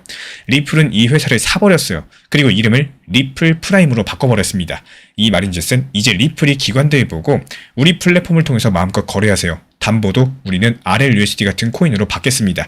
이렇게 할 수 있는 정식적인 위치에 서 있다라는 거예요. 그렇기 때문에 이제 이번 엘맥스랑 제휴로 인해서 판이 거의 완성되어 갑니다. 엘맥스는 전 세계 거래소 중에서 가장 투명하고 규제 준수적인 인프라를 갖춘 것 중에 하나인데요. 이 리플은 RLUSD를 엘맥스에 심고 또 엘맥스의 디지털 자산 거래소랑 자신들의 리플 프라임을 연결해버렸습니다. 그러면 어떤 그림이 나오느냐? 전 세계 은행, 헤지 펀드, 시장 투자자들이 엘맥스를 통해서 24시간 동안 암호자산 거래가 가능한데요. 그때 달러를 굳이 송금할 필요가 없이 RLUSD 토큰을 왔다 갔다 하면서 담보 정산을 합니다. 이 리플 프라임은 중간에서 신용을 공급해주고요. 복잡하게 들리시겠지만 여기에서의 핵심은 암호화폐 시장의 유동성이 전통 금융시장과 동기화되기 시작을 한다는 겁니다. 이 주말이라고 거래가 멈추지 않고요. 밤이라고 돈이 움직이는 게 느려지지 않는 구조들, 스테이블 코인이 바로 그 끊어진 시간의 고리를 연결을 해주는 거예요. 예시를 하나 들어볼까요? 지금은 금요일 밤이나 주말에 미국 달러로 무언가를 거래하려고 하면은 은행 문이 닫혀 있어서 이 실제 송금은 월요일까지 기다려야 되죠. 그래서 암호화폐 시장에서는 금요일 밤부터 일요일까지 이 거래량이 조금 줄어들고 가격이 출렁이는 경향도 강합니다. 그런데 엘맥스 플랫폼을 쓰는 큰 손들끼리는 앞으로 어떨까요? 모두가 RLUSD라는 디지털 달러를 지갑에 넣어두고 이 토요일이든 일요일이든 그걸 서로 주고받으면서 증거금도 대체하고 결제까지도 마무리가 가능합니다. 이 월요일 아침까지 기다릴 필요가 없다라는 거. 누군가한테는 주말에 좀 쉬자 싶겠지만은 이 글로벌 시장은 쉬는 사이에 기회가 사라지는 것들을 가장 경계하고 있습니다. 24시간 돈이 움직이는 시장. 이게 바로 리플과 엘맥스가 그리고 있는 미래라는 거예요. 이제 거시적인 영향을 살펴볼까요? 이 돈이 이렇게 빨리 움직인다. 중앙은행들은 과연 어떻게 생각을 할까요? 한편으로 달러라는 통화의 영향력이 더욱더 강력해질 수도 있겠습니다. 이유가 뭐냐? RLUSD 같은 스테이블 코인은 결국에 미국 달러에 연동이 된 거고 이제 전 세계 어디서나 시간 제약이 없이 달러처럼 쓰일 수 있게 되니까요. 심지어 일부 신흥국에서는 자국 통화 대신에 이런 디지털 달러를 쓰려는 움직임도 나타날 수가 있겠습니다. 이 달러의 그림자가 더 길게 들이오는 거죠. 미국 입장에서는 잘 관리만 된다면은 이거는 달러 패권 강화에 도움이 되는 수단일 수가 있다는 거고 실제로 뉴욕의 금융당국이 RLUSD를 허가를 해주고요. 미국의 OCC가 리플에게 은행 비슷한 라이선스를 내준 걸 봤을 때 이 완전히 터부시하기보다는 제도 안으로 끌어들이려는 의도가 명확해지고 있습니다. 하지만 동시에 고민도 존재할 거예요. 이렇게 은행을 통하지 않고 민간 코인이 돈처럼 돈다. 그러면 중앙은행의 통제력이 떨어질 수 있겠습니다. 은행 시스템을 통해서 이자율은 조정을 하고 또 유동성을 관리하는 기존 틀이 흔들릴 수 있다는 거죠. 그래서 각 국가에서 법과 규제로 이걸 울타리 안으로 넣으려는 거고, 유럽연합이 올해부터 미카라는 이 새로운 규제로서 스테이블 코인 발행량을 제한을 하고요. 준비금 요건을 엄격히 하고요. 영국 중앙은행도 개인이 보유할 수 있는 스테이블 코인 액수를 제한하는 이런 안들을 검토하고 있습니다. 이 전통 금융과는 섞이되 우리가 관리 가능한 수준에서 섞이자, 이런 메시지를 주고 있는 거죠. 그리고 한 가지 더 짚어야 될 거는 금리랑 유동성 환경입니다. 요즘에 달러 금리가 높죠. 스테이블코인 발행사들은 준비금인 국채나 예금에서 상당한 이자 수익을 얻고 있어요. 리플도 RLUSD 준비금을 운영해서 수익을 낼 텐데 그 여력으로 이렇게 LMAX에 투자도 하고 사업을 확장할 수 있는 겁니다. 만약에 내년 중반에 가서 미국 연준이 금리 인하를 시작한다. 상황이 조금 바뀔 수 있겠죠. 이 시장이 암호 위험 자산에 더 친화적으로 바뀔 가능성이 큽니다. 그러면은 암호화폐 시장에 진짜 돈이 들어오기 시작을 할 수가 있다는 거고, 기관들도 지금은 위험 좀 져도 된다 이러면서 비트코인 ETF도 사고 스테이블 코인도 적극 활용하고 또 XRP 같은 알트코인에도 관심을 더 가지면서 시장 수요가 늘어날 수가 있다는 거. 또 반대로 혹시나 이 인플레이션이 또 올라와가지고 금리를 더 인상해야 된다, 이런 경우엔 당장은 크립토에 새로운 돈 넣기가 부담스러워질 수도 있겠습니다. 그래서 반년 뒤에 어떤 시나리오가 나올지 두고 봐야겠지만, 우리 신사채널 차원에서 보는 관점은 금리 인하 사이클이 이어지면서 이 강력한 흐름들이 움직일 거라는 전망을 말씀드리고 싶어요. 그리고 올해 말에는 미국의 중간 선거가 있기 때문에 이 트럼프 차원에서도 어떻게든 이기기 위해서 엄청난 유동성을 풀어가지고 암호화폐든 주식이든 이 투자 시장 자체를 엄청나게 부흥을 시킬 겁니다. 그렇다면 현재 암호화폐 시장 내부로 눈 돌려볼까요? 이슈의 중심인 리플 XRP 말씀드려보겠습니다. 우리 구독자분들은 솔직히 가슴 뿌듯한 뉴스일 수밖에 없습니다. 이 오랫동안 XRP가 은행과 협업해가지고 국제송금에 쓰일 코인이라는 이런 이상을 믿고 있었는데, 드디어 이번에 현실 세계의 금융 인프라에 리플 관련 코인이 쓰이는 모습이니까요. 물론 여기서 쓰이는 거는 XRP 그 자체가 아니라 RLUSD라는 리플의 스테이블 코인입니다. 하지만 그 배경에 뭐가 있죠? XRP 원장 리플 레저가 있고요. 그리고 리플이 있습니다. 그리고 리플의 경영진들도 RLUSD를 발행하고 확산을 함으로써 XRP의 수요와 활용처도 넓어질 것이다, 이렇게 강조를 남기고 있기 때문에 실제로 리플은 아예 XRP 생태계 전체의 저변 확대를 위해서 이 큰 그림을 그리고 있다는 거예요. 리플 레저 기반으로 달러 스테이블 코인 발행했고요. XRP를 랩핑해서 이더리움 솔라나 같은 다른 블록체인에서도 쓰이게 해버렸습니다. 그리고 이 네트워크들을 서로 이어주는 브릿지 기술로서 웜홀 같은 것도 도입을 하고 있어요. 이게 무슨 뜻이냐? 결국에 XRP가 깔린 인프라 위에서 RLUSD 같은 토큰들이 뛰어놀게 한다는 거고, 리플 레저 같은 경우는 일종의 고속도로고 RLUSD는 그 위를 달리는 달러 트럭이라고 볼 수가 있겠습니다. 이 고속도로가 깔려야지 차가 달릴 수가 있고요. 차가 많이 다니면은 도로 이용료, 이 수수료도 늘어날 수밖에 없겠죠. XRP 입장에서는 사용성이 올라가는 상당히 긍정적인 구조라는 거예요. 다만 냉정하게 말씀드려서 XRP 가격이 당장 이 뉴스 하나로 폭등하고 그런 일은 없었습니다. 이 시장은 이미 어느 정도 이런 흐름을 예상을 하고 있었고, XRP도 작년에는 가격이 상당히 오른 상태이기도 합니다. 그러니까 너무 단기적인 가격 기대를 하시면 안 되고요. 이게 XRP한테 왜 좋은지 그 구조를 이해하시는 게 중요하다는 말씀 드려요. 이 RLUSD가 전통 금융과 크립토를 잇는 디지털 달러 역할을 맡을 때 그 중간중간 이어지는 접착체 역할을 XRP 그리고 리플 레저가 맡게 됩니다. XRP는 모든 거래의 기본 결제 토큰이고 또 수수료 단위이기 때문에 RLUSD가 거래가 활발해진다. 그럼 XRP 수요가 기본적으로 따라붙게 되어 있다는 거. 이에 따른 가치 상승, 가격 상승은 어쩔 수 없이 같이 가게 되는 구조고, 리플이 히든로드 인수를 통해서 만든 리플 프라임에서는요, XRP도 하나의 취급 자산으로 당당히 자리하고 있습니다.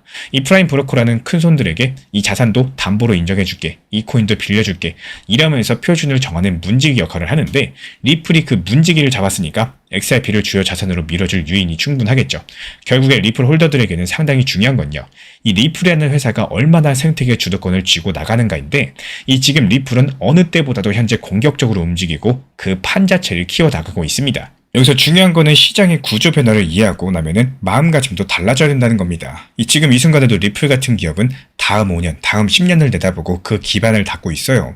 눈앞의 하루 이틀 시세보다는 이 기반이 깔리고 난다. 머지않아서 대규모 자본이 들어올 수 있는 길목이 열린다는 게 핵심이고, 그렇다고 해서 우리 개인분들께서 그러면 엄청 오르겠네, 몰빵 투자해야지, 이렇게 받아들이시면 곤란합니다. 이 시장의 대규모 자본은 서서히 하지만 자기들이 유리한 방향성으로 시장을 움직여요. 이 과거처럼 소수 개인이 좌지우지하던 시장이 아니게 되면은 이 가격 움직임도 더 규칙적이 될 수가 있겠습니다.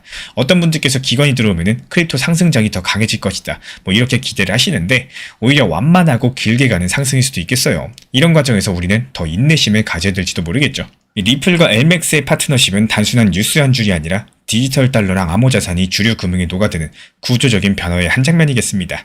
이제 막 시작된 이런 흐름들이 앞으로 몇 달, 몇 년에 걸쳐가지고 우리 눈앞에 더 큰 변화를 가져올 거예요. 그리고 이런 과정에서 XRP를 비롯한 주요 암호자산의 위상도랑 활용도도 함께 달라질 수밖에 없겠죠. 그렇다면 여기서 중요한 거, 우리가 이런 큰 그림을 이해를 하고 쏟아지는 뉴스들의 맥락을 꿰뚫어 보는 겁니다. 그래야지만 흔들리지 않고 자신의 투자 원칙을 지켜나갈 수 있을 테니까요.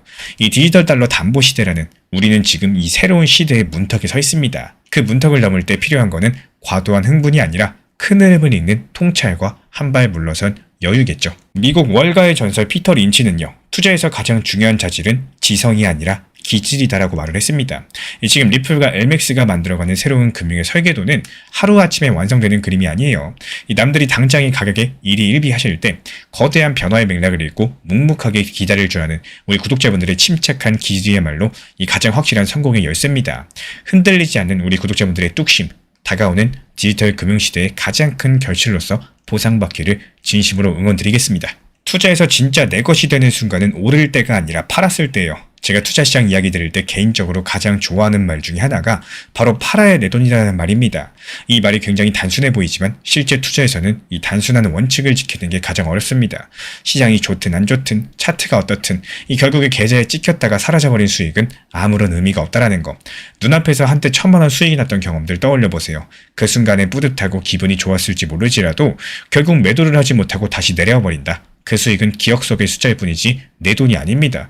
오히려 크지 않더라도 10만원 수익, 100만원 수익, 이걸 실제로 매도해서 내 통장으로 옮겨본 경험들, 그리고 투자 심리나 자신감 면에서는 이런 것들이 훨씬 더 큰 힘이 될 수밖에 없어요. 그런데 많은 개인분들께서 매도를 가장 어려워하는 이유는 따로 있습니다. 이 매도라는 행위를 투자를 끝내는 행동으로 생각하기 때문인데요.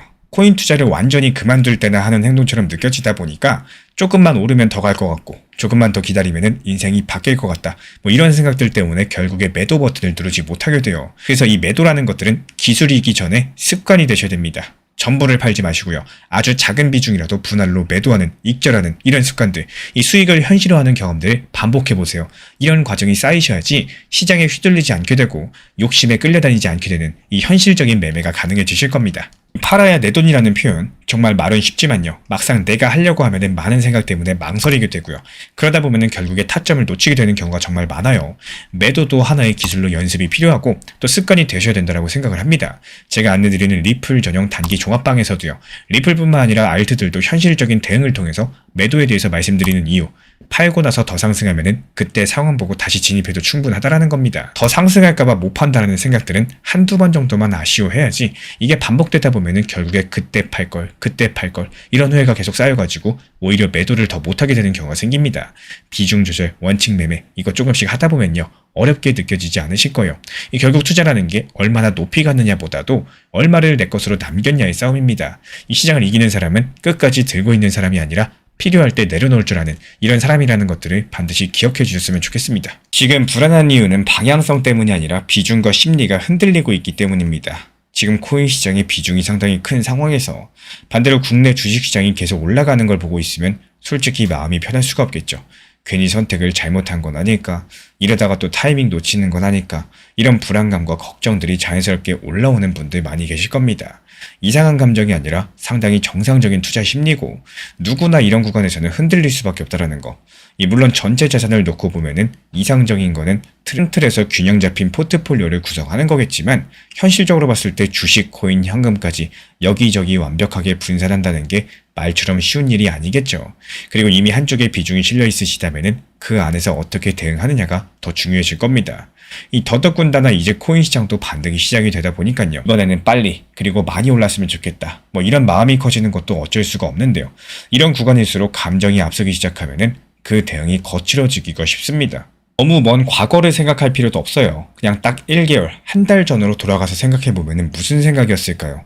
리플이 2,000원 중반에서 더 하락할 듯한 느낌을 계속 보여줬을 때 많은 분들께서 리플 다시 3,000원까지만 회복해도 좋겠다, 시장이 조금이라도 반등이 나왔으면 좋겠다, 이번에 상승하면은 코인 신사 채널 말처럼 분할 익절하고 또 올라갔을 때 팔아야지, 이런 생각을 했지만 반등이 조금 나오니까 어때요? 아마 10분 중에 9분은 그 감정과 다짐을 이미 잊어버리셨을 겁니다. 시장은 오를 때 더 오를 것 같아요. 떨어질 때는 더 떨어질 것 같이 느껴지는 게 당연한 시장의 심리인 거고 인간의 투자 심리입니다. 하지만 제가 매번 말씀을 드렸지만요, 팔아야지 내 돈이고 시장이 좋을 때 매도해서 수익 실현을 하셔야지 이 시장이 떨어지고 난 다음에 불안해서 손절에 매도를 해버리면 그 의미가 없어지게 되는 거예요. 제가 안내드리는 단기 종합방, 리플 전용방에서도 항상 말씀드리는 원칙 매매랑 비중 조절, 팔아야 내 돈이라는 것들을 말씀을 드리면서 목표 타점에 대해서도 중요하게 말씀드리는 이유, 결국에 더 상승할까봐 못 팔면은 의미가 없기 때문입니다. 장기적으로 보유하고 또 길게 보는 마인드로 가져가시는 거 너무 좋아요. 이 장기 투자라는 게 그냥 가만히 들고만 있는다고 해서 장기 투자가 아닙니다. 얼마나 장기적으로 가져가시되 효율적으로 내 평단과 비중, 수량, 그리고 상황에 맞춰서 적당한 단기 종목을 병행하면서 이 장기적으로 가져가기 위한 기름 역할을 해주냐가 장기 투자라고 생각을 합니다. 이 단타, 단기 종목을 한다고 했을 때 자주 쳐다보고 또 자주 들여본다라고 해서 수익이 잘 나오는 게 아닙니다. 적당한 목표 타점을 활용해가지고 목표가 걸어두면서 오히려 신경을 안 쓸 때가 더 좋은 결과가 나오는 경우들이 많습니다. 이 지금부터 정말 중요한 거는 방향성을 더 맞추려는 게 아니라 비중 조절과 원칙 매매를 얼마나 지켜낼 수가 있느냐인 거고, 그리고 항상 말씀드리지만 팔아야 내 돈이 된다는 아주 기본적인 원칙들을 잊지 않는 겁니다. 올라올 때는 분할로 덜어내면서 숨을 고르고 또 내려올 때를 대비해서 여지를 남겨두는 이런 반복들이 결국에 계좌를 지키고 멘탈을 지켜주게 될 거예요. 이 결국에 투자에서 가장 위험한 순간은 시장이 흔들릴 때가 아니라요. 내 마음이 조급해질 때고 살아남는 사람들은 늘 그 조급함을 비중과 원칙으로 눌러왔던 사람입니다. 이 방향보다 중요한 건 태도고 수익보다 먼저 지켜야 될 거는 균형이라는 사실 잊지 말아주시기 바랍니다. 실시간 변동 구간은 정말로 몇 시간 안에 지나가는 경우가 많아요. 고래 수급이 갑자기 움직이거나 거래소 물량이 몰리는 순간들, 뉴스보다 빠르고 차트보다 먼저 반응을 하기 때문에 이걸 제때 보지 못하면 좋은 자리 놓쳐버리고요. 반대로 위험 신호도 제대로 캐치하지 못해서 손실이 커지기가 쉽습니다. 그래서 제가 확인하고 있는 고래 수급 변화랑 핵심 가격대, 이 실시간 흐름 중심으로서 따로 정리해서 보내드리고 있기 때문에 필요하신 분들은 현재 보이는 번호로 문자 신청만 주시면 큰 도움이 되실 겁니다. 제가 안내해드리고 있는 코인 신사 채널 멤버십 전용방에 대해서 짧게 설명드려 보도록 하겠습니다. 리플, 암호화폐 시장에 대한 중요한 이슈, 그리고 브리핑이나 시장의 흐름에 대한 전문적인 분석 내용 설명과 함께 차트상의 기술적 분석, 온체인 지표와 투자 심리에 대한 내용들을 같이 안내 도움드리고 있고, 가장 중요한 투자 심리를 컨트롤하기 위해서 포트폴리오의 구성에 대한 노하우, 투자 심리 컨트롤에 대한 내용도 같이 안내드리고 있습니다. 코인 신사 스터디 멤버십 가입하신 분들께서는 아래 번호 혹은 신청 링크 통해서 남겨주시면 제가 연락드리고 있고, 안내 설명과 함께 신사 채널 리플 전용 멤버십 방에도 입장 안내 설명드리고 있습니다. 오늘 영상도 끝까지 함께 해주셔서 정말로 감사드립니다. 우리 구독자분들에게 코인 신사 채널은요, 단순한 투자 채널이 아닙니다. 때로는 아들처럼, 때로는 형이나 오빠처럼, 또 때로는 냉정한 전문가로서 그렇게 곁에 있고 싶습니다. 누군가의 아들은 이렇게 말합니다. 괜찮아요. 아직 기회 있어요. 또 누군가의 심리 트레이너는 이렇게 말을 하죠. 지금 흔들리시면 안 됩니다. 이런 타이밍엔 반드시 버티셔야 됩니다. 그리고 때로는 악재가 시작됐기 때문에 지금은 비중 조절할 타이밍입니다. 이렇게 말을 합니다. 그리고 또 누군가의 전문가로서 이 구간은 분명히 좋은 타점이 될 것입니다. 이런 말씀도 드릴 수가 있겠죠. 그렇게 저는 매 순간마다 시장을 바라보고 있습니다. 이 시장이라는 건 늘 변화를 하고요. 감정은 그것보다 훨씬 더 빠르게 흔들릴 겁니다. 하지만 그때마다 우리 코인신사 채널은 밤새 차트 지켜보면서 누군가의 불안이 덜어지기를, 또 누군가의 손실이 멈추길 바라면서 그 마음을 담아서 한 줄 한 줄 브리핑을 시작합니다. 이 투자라는 건 숫자 싸움이 아니라요, 마음 싸움이고 그 심리가 전부인 영역입니다. 이 시장에서 끝까지 버틸 수 있는 힘, 그거는 정보보다 함께 가는 사람에게서 나와요. 우리 구독자분들이요, 절대로 혼자가 아니라는 거를 이 목소리로서 꼭 전해드리고 싶습니다. 오늘도 우리 구독자분들 곁에서 가족처럼 함께 걷는 동반자 코인신사 채널이었습니다. 지금 미국이 돈줄을 풀어가지고 금리를 내리고 있죠. 여기서 달러 패권은 더 강해지는 구조가 펼쳐지고 있습니다. 그리고 미국 연준은 슬슬 금리 인하 카드를 다시 만지작거리고 있는 상황이고요. 미국이 주도하고 있는 스테이블 코인은 이 전 세계에서 달러의 영향력을 높여주고 있는 상황이에요. 그리고 트럼프 대통령의 글로벌 관세 정책은 미국 대법원 판단을 기다리면서 표류하고 있는 상황입니다. 이 오늘 영상에서는 이렇게 겉으로 따로 노는 것 같은 뉴스들을 하나로 꿰뚫는 흐름을 알아보도록 하겠습니다. 왜 현재 돈을 풀면서도 달러 패권은 유지가 되는지, 이런 모순 같아 보이는 현실의 구조를 설명드려 보도록 할 거예요. 먼저 최근에 나온 세 가지 뉴스를 짚어보죠. 먼저 첫 번째 뉴스는 미국 연방대법원이 트럼프 대통령의 글로벌 관세에 대한 판결을 예정일에 내리지 않고 유보했습니다. 원래 1월 14일에 결정이 나올 거라고 했었는데 아무런 결론도 발표하지 않은 채로 그냥 보류해버렸어요. 이렇게 미국이 중국 등을 상대로 부과한 대규모 관세 조치가 지속될 수 있을지, 아니면은 법 위법으로 인해 가지고 철회가 될지, 이 불투명한 상황이 이어지게 됐습니다. 이 관세 자체가 트럼프 대통령이 작년 당시 IEEPA라는 법을 근거로 도입을 했던 건데요. 대부분의 국가 수입품에 1과 10% 관세를 매기고 일부 비대칭 무역 국가에는 최고 50%까지도 관세를 올리는 최대 강수였습니다. 당연히 세계 각국의 반발을 샀었고요. 국제 무역 질서를 뒤흔든 조치였다 보니까 지금 미국 대법원에 계류된 쟁점은 이 대통령이 이렇게 광범위한 관세를 마음대로 매길 수 있는 권한이 있느냐 이런 여부입니다. 만약에 법원이 없다라고 판결한다. 그럼 트럼프 관세는 무효화되고 국제 교역 환경들이 큰 변화를 맞이하게 될 거예요. 또 반대로 있다라고 하면요. 이 관세들이 그대로 유지되거나 심지어 트럼프 대통령이 추가적인 관세까지도 강화할 수가 있겠죠. 그리고 두 번째 뉴스, 이 미국 연준의 스티븐 미란 이사라는 사람이 올해 기준금리를 150bp, 그러니까 1.5%포인트 금리 인하해야 된다라고 주장을 했습니다. 이 연준 이사가 이렇게 구체적으로 몇 퍼센트 내려야 된다 이렇게 밝히는 것 자체가 정말 이례적인 일인데요. 그만큼 현재 경제가 식고 있다 보니까 선제적으로 금리 낮춰가지고 경기 꺼지는 걸 막자라는 강력한 메시지겠습니다. 이 미란 이사는요. 원래 트럼프 대통령의 경제 책사 출신인데 이 작년 말 당시에 연준 이사회에 임명된 인물입니다. 이 작년 12월 FOMC 때도 0.25%포인트 금리 인하 결정에 대해서 혼자서 더 내려야 된다. 0.5%포인트 금리 인하까지도 주장을 했던 경험이 있는데요. 대표적인 비둘기파, 금융 완화적인 사람이다라고 보시면 되는 거고 그 말인즉슨 현재 근원 인플레이션이 이제 2% 초반까지 내려올 거니까 올해 1.5% 정도의 금리를 깎아줄 여력이 있다라고 주장을 하는 겁니다. 조금 과격하게 들릴 수가 있겠지만 이런 주장 배경에는 고용 둔화 우려가 깔려 있어요. 이 사실 미국의 실업률이 최근에 4.4%까지 상승했습니다. 2022년 때만 해도 이 3% 초반이었던 실업률이 불과 1년 만에 4%를 넘어서다 보니까 이게 미국 연준 입장에서는 일자리가 식는 거를 좌시하기가 어렵겠죠. 게다가 물가도 잡혀가고 있어요. 미국 소비자 물가 상승률이 현재 2.7% 정도로서 연준 목표치 2%에 거의 근접하고 있습니다. 그래서 물가는 안정이 되는데 경기가 식어가는 전형적인 신호들이 나오고 있다 보니까 연준도 금리 인하 쪽으로 기울 수밖에 없다라는 논리를 가지고 있어요. 그리고 세 번째 뉴스, 이 같은 미란 연준 이사가 이런 말도 했습니다. 스테이블 코인의 확산은 달러의 지배력을 강화하게 될 것이다라고요. 이 연준 고위 인사 입에서 이런 말들이 나올 줄은 솔직히 많은 분들이 놀라셨을 겁니다. 그동안 당국자들은 스테이블 코인을 두고 이 새로운 위험이다라고 규제가 시급하다라고 이 부정적인 뉘앙스를 많이 풍겼었는데 이제는 공개적으로 달러 패권에 도움이 된다 이렇게 평가를 한 겁니다. 어떻게 이런 인식 변화가 생길 수가 있었을까요? 이 세 가지 뉴스를 종합하면 그림이 그려집니다. 이 미국은 곧 금리를 내릴 가능성이 큰 상황인데 그렇게 해도 달러 패권은 약해지지 않을 것이다. 바로 이런 모순적인 상황을 스스로 설계하고 있다는 건데요. 하나씩 풀어드려 볼까요? 우선 왜 금리를 내려야 되는가? 이거부터 짚어드리자면은 방금 말씀드렸던 것처럼 물가는 안정되고 실업률이 올라가고 있습니다. 이 작년과 비교했을 때 미국 고용 창출 속도가 뚝 떨어졌어요. 월 신규 고용이 과거에는 20만, 30만이던 것이 이 최근 몇 달간 5만, 만 단위로 확 줄었습니다. 미국 노동시장이 확 식고 있다는 얘기겠죠. 이 연준은 듀얼 만데이트, 물가 안정이랑 고용 최대화라는 이 두 가지 목표를 둘 다 챙겨야 되는데 물가는 지금 잡혔죠. 그러면 이제 남은 거는 고용을 잡아야 됩니다.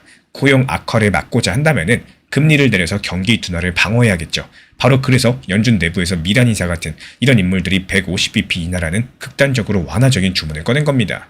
물론 제롬 파월 연준 의장은 아직까지 신중한 태도지만요. 이 시장은 연준이 중반 이후에 금리 인하로 돌아설 거란 이런 기대감을 이미 가격에 반영을 하고 있습니다. 미국 국채 10년물 금리가 한때 5%를 넘었다가 최근에 4% 초반까지 떨어졌죠. 시장이 연내 금리 인하를 점치는 신호라고 볼 수가 있겠습니다. 금리를 내리면 보통 달러 가치는 어떻게 되나요? 내려갈 겁니다. 미국 금리가 높을 때는 전 세계 돈이 미국으로 몰리겠지만 금리가 떨어지면 굳이 달러에 머물 이유가 줄어들다 보니까요. 과거 사례들을 봐도 연준이 금리 인하 사이클로 들어간다. 대체로 달러 인덱스가 약세를 보였습니다. 그런데 이번에는 미국이 금리를 내려도 달러 패권이 이전처럼 흔들리지 않을 수 있는 이런 독특한 상황이 만들어지고 있다는 거고 바로 스테이블 코인, 즉 디지털 달러의 역할 때문이에요. 연준 이사가 스테이블 코인이 달러 지배력 강화에 좋다라고 한 말, 그 속에 핵심이 있습니다. 이 스테이블 코인은 1달러에 연동된 토큰이죠. 쉽게 말씀드려서 인터넷과 블록체인상에서 굴러다니는 디지털 달러다라고 보시면 돼요. 이 전 세계 누구나 법정 통화 계좌 없이도 가령 스마트폰 지갑 어플 하나만 있으면은 이 디지털 달러를 주고 받을 수가 있습니다. 지금까지는 달러 패권이 미국의 경제력, 군사력, 금융 시스템, 이 신뢰를 바탕으로 유지가 됐었는데 이제는 여기서 한 걸음 더 나아가가지고 기술 플랫폼으로서의 달러 네트워크가 형성이 되고 있다는 거예요. 한번 예를 들어볼까요? 이 개발도상국에서 미국 달러 현금을 구하는 건 어렵고 위험하죠. 하지만 USDT, 이 테더 같은 스테이블 코인은 인터넷만 되면 구할 수가 있습니다. 실제로 터키, 아르헨티나, 나이지리아 여기서 자국 통화가 불안한 나라들에서 이렇게 사람들이 달러 현찰 대신에 테더를 사고 판다, 이런 보고서가 있습니다. 이런 식으로 달러화의 세력권이 전통 금융권 바깥까지도 확장되고 있다는 겁니다. 이게 미국 입장에서 봤을 때 달러 스테이블 코인이 퍼진다, 일석이조의 효과가 있겠죠. 먼저 전 세계 결제랑 거래가 달러화로 표준화되니까 국제 경제에서 달러 의존도가 떨어질 일이 없습니다. 아무리 다른 나라들이 탈달러를 외쳐도 대중과 시장 참여자들이 달러 토큰을 편하게 쓰는 한 이 달러의 위상은 유지가 된다는 거. 그리고 스테이블 코인 발행사들이 미 국채를 대량 매입합니다. 1달러짜리 토큰을 발행하고자 한다면은 진짜 1달러어치의 안전자산을 금고에 넣어둬야 되거든요. 이 테더라거나 USDC 서클 발행사들은 준비금으로 미국 재무부 단기 국채 등을 많이 삽니다. 안정적으로 이자 수익이 나오니까요. 지금 전세계 스테이블코인 시가총액이 약 1,500억 달러, 하나로 190조 원 정도인데요. 그 중에 상당 부분이 미 국채로 운영되고 있습니다. 이거는 미국의 재무부가 190조 원어치 국채를 추가로 판 거랑 비슷한 효과예요. 근데 여기서 재밌는 점은 그렇게 형성된 준비금이 미국 내부 은행금으로도 일부 들어오고 있다는 겁니다. 예를 들어가지고 서클은 준비금 일부를 미국 상업은행 예치금으로 보관하고 이자를 받습니다. 이 결국에 달러 기반 스테이블 코인이 커지면은 미 국채 수요가 늘어나고 미국 은행 체계로서 자금이 흘러들어가면서 전 세계 거래에서 달러 사용이 증가합니다. 전부 다 미국의 이로운 방향성이겠죠. 그렇다면 이쯤에서 구조가 보이기 시작을 할 거예요. 이 미국은 경기 둔화를 막고자 한다면 원래대로 통화 완화를 해야 되는데 그 부작용으로 일정 기간 달러 가치가 약해질 수밖에 없습니다. 하지만 이번 사이클에서는 통화 완화의 부작용을 상쇄한다거나 심지어 뒤집을 카드로서 디지털 달러 전략을 쓰고 있다는 것. 이 금리 인하로 시중에 달러가 풀리면 그 중에 일부는 암호화폐 시장을 통해서 스테이블코인 형태로서 다시 글로벌하게 퍼져나가게 될 겁니다. 이렇게 풀린 달러 토큰들은 전 세계 경제 곳곳에서 쓰이면서 달러의 영향력을 강화합니다. 한마디로 돈을 풀어도 달러는 더 강해지는 이런 역설적인 상황들이 만들어진다는 거고, 그렇다면 이런 역설이 현실화되면 어떤 2차, 3차 파급 효과가 있을까요? 이 앞서 언급드렸던 것처럼 여러 가지 신흥국에서는 사실상 달러 경제 현상이 가속화될 수 있습니다. 이 자국 통화로 거래하는 것보다 달러 토큰으로 거래하는 게 편리하고 안정적이다. 그럼 민간에서 어떨까요? 달러로 가격 표시랑 결제를 하는 비중이 더 커질 겁니다. 국가 차원의 탈달러 움직임과는 별개로서 시장 참여자들은 편리한 달러 토큰을 선택할 가능성이 높다라는 거. 이렇게 되면 해당 국가 중앙은행이 통화정책으로 경기나 물가를 조절하는 능력이 약화되겠죠. 정책 금리를 올려도 시중에 달러 토큰이 넘쳐나게 된다면 물가를 잡기가 어렵고, 반대로 자국 돈을 풀어서 경기를 부양하려고 해도 달러로 빠져나가면 그 효과가 제한될 겁니다. 그리고 미국이 달러 네트워크를 장악하게 되기 때문에 제재랑 금융통제 수단이 더 정교해질 겁니다. 지금도 미국이 스위프트 결제망이나 달러 청산망을 무기처럼 쓰지만요. 나중에는 주요 스테이블코인 발행사랑 블록체인 인프라까지도 이 통제의 고리에 넣으려고 할 겁니다. 예를 들어가지고 특정 국가의 지갑 주소들을 스테이블코인 네트워크에서 동결한다거나 이런 식으로 말이겠죠. 반대로 동맹 국가들끼리는 스테이블코인 호환성을 높여가지고 더 빠르고 값싼 무역 결제를 지원할 수가 있습니다. 결국에 달러를 매개로 한 새로운 블록 경제권이 만들어질 수 있다는 이야기인 거고, 이렇게 여기에 대응해서 중국이나 러시아 그리고 브릭스 국가들은 이 블록에서는 자체 결제망과 CBDC 연합으로 대응하려고 할 수가 있습니다. 하지만 경쟁 자체가 쉽진 않겠죠.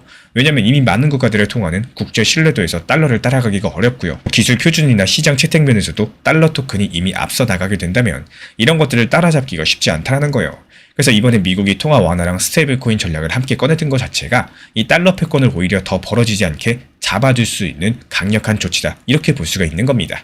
여기에 대해서 제 개인적인 의견을 말씀드리자면은 이 미국은 결국 달러 패권을 지키기 위해서라면은 금리까지 내리는 선택 충분히 불사할 것으로 보입니다. 표면적으로 고용을 위해서 금리를 내린다겠지만 그 배경에서는 달러 중심 질서를 디지털로 재편하면서 강화하려는 이런 전략적인 계산이 깔렸다고 생각을 해요. 연준 인사의 이번 스테이블 코인에 대한 긍정 발언들이 그 증거라고 봅니다.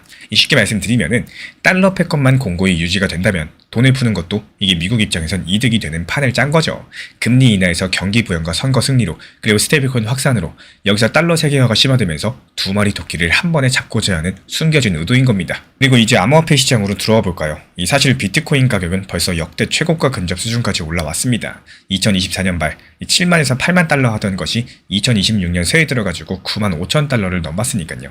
이 배경에는 여러 가지가 있겠지만 방금 말씀드린 거시 환경 기대가 큰 몫을 차지합니다.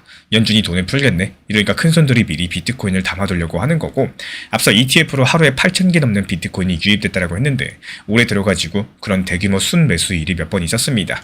여기에 따라가지고 비트코인 시가총액이 불어나니까 다른 알트들도 줄줄이 상승하는 이런 흐름들이겠죠. 이더리움도 5,000달러 선을 돌파했고 솔라나나 상위 NFT 코인 등도 강세가 두드러졌습니다. 이 투자 심리 지표 중에 하나인 크립토 공포 탐욕 지수도 한때 80대를 찍어가지고 극단적인 탐욕 영역에 진입을 했습니다. 그만큼 시장이 위험 선호 모드로 기울어져 있다는 거예요. 하지만 단기 변동성도 만만치는 않아요. 연초 랠리 때 과도한 레버리지 포지션이 쌓였다가 중간중간 조정이 오면은 연쇄 청산되면서 롤러코스터를 탔습니다. 특히나 1월 중순 이 며칠간은 1시간에 1억 달러 가까운 선물 숏 포지션이 강제 청산됐었죠. 숏스퀴즈가 발생하기도 했었고요. 가격이 급등하니까 하락에 베팅했던 투자자들이 반대 매매로 털려나가고요. 그게 또 가격 상승 압력을 더하는 이런 상황들이 되는 거고 오랜만에 강세장이다 보니까 고점에서 포모에 이끌려서 레버리지까지 써가면서 뛰어드는 분들도 계실 텐데요. 이런 시장일수록 오히려 조심하셔야 됩니다. 시장이 좋을 때 리스크 관리 태세를 유지하는 게 나중에 큰 손실을 피하는 길입니다. 구체인 데이터를 보면은 이번 상승장의 특징이 뚜렷합니다. 고래들이 안 판다는 거예요. 이 100비트코인 이상 들고 있는 지갑 숫자가 사상 최대치라고 말씀드렸죠. 특히 2025년 하반기 비트코인 장기 보유 지갑 비율이 꾸준하게 상승해왔었고 채굴자들도 코인을 잘 안 팔고 보유하는 추세였습니다. 이게 바로 2021년 지난 불장 때랑 비교되는 지점인데요. 그때는 가격이 올라가니까 고래들이 팔아서 개인들이 받아주는 그림이었는데 이번에는 고래나 기관들까지도 함께 장기 참여자로서 들어온 모양새입니다. 물론 이들이 영원히 안 파는 건 아니겠죠.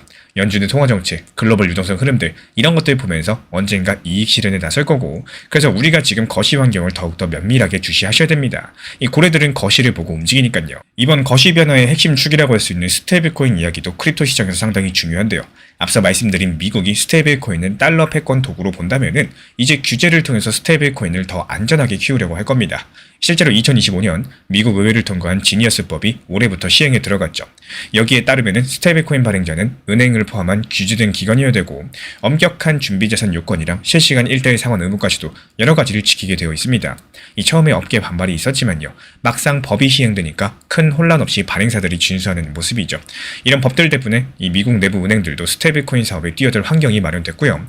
달러 토큰을 찍어내서 결제랑 송금에 활용하는 여러 가지 시험들을 하는 은행들이 나올 거예요. 이렇게 되면은 암호화폐 시장에서 활동하던 스테이블코인들이 더욱더 제도권 자금과 연결되게 될 겁니다. 이 기관 자금이 스테이블코인 형태로 크립토 시장에 들어오는 길목이 넓어지겠죠. 그렇다면 여기서 XRP 이야기를 안 할 수가 없습니다. 리플 보유자분들 그동안 마음고생도 길었는데요. 제가 앞서 스테이블코인과 디지털 달러 인프라 얘기를 길게 한 이유도 이 바로 XRP가 그 퍼즐의 한 조각으로 깊숙이 연결될 가능성이 크기 때문입니다. 리플은 오래전부터 국제송금망을 혁신하겠다. 관련 비전을 내세웠었죠.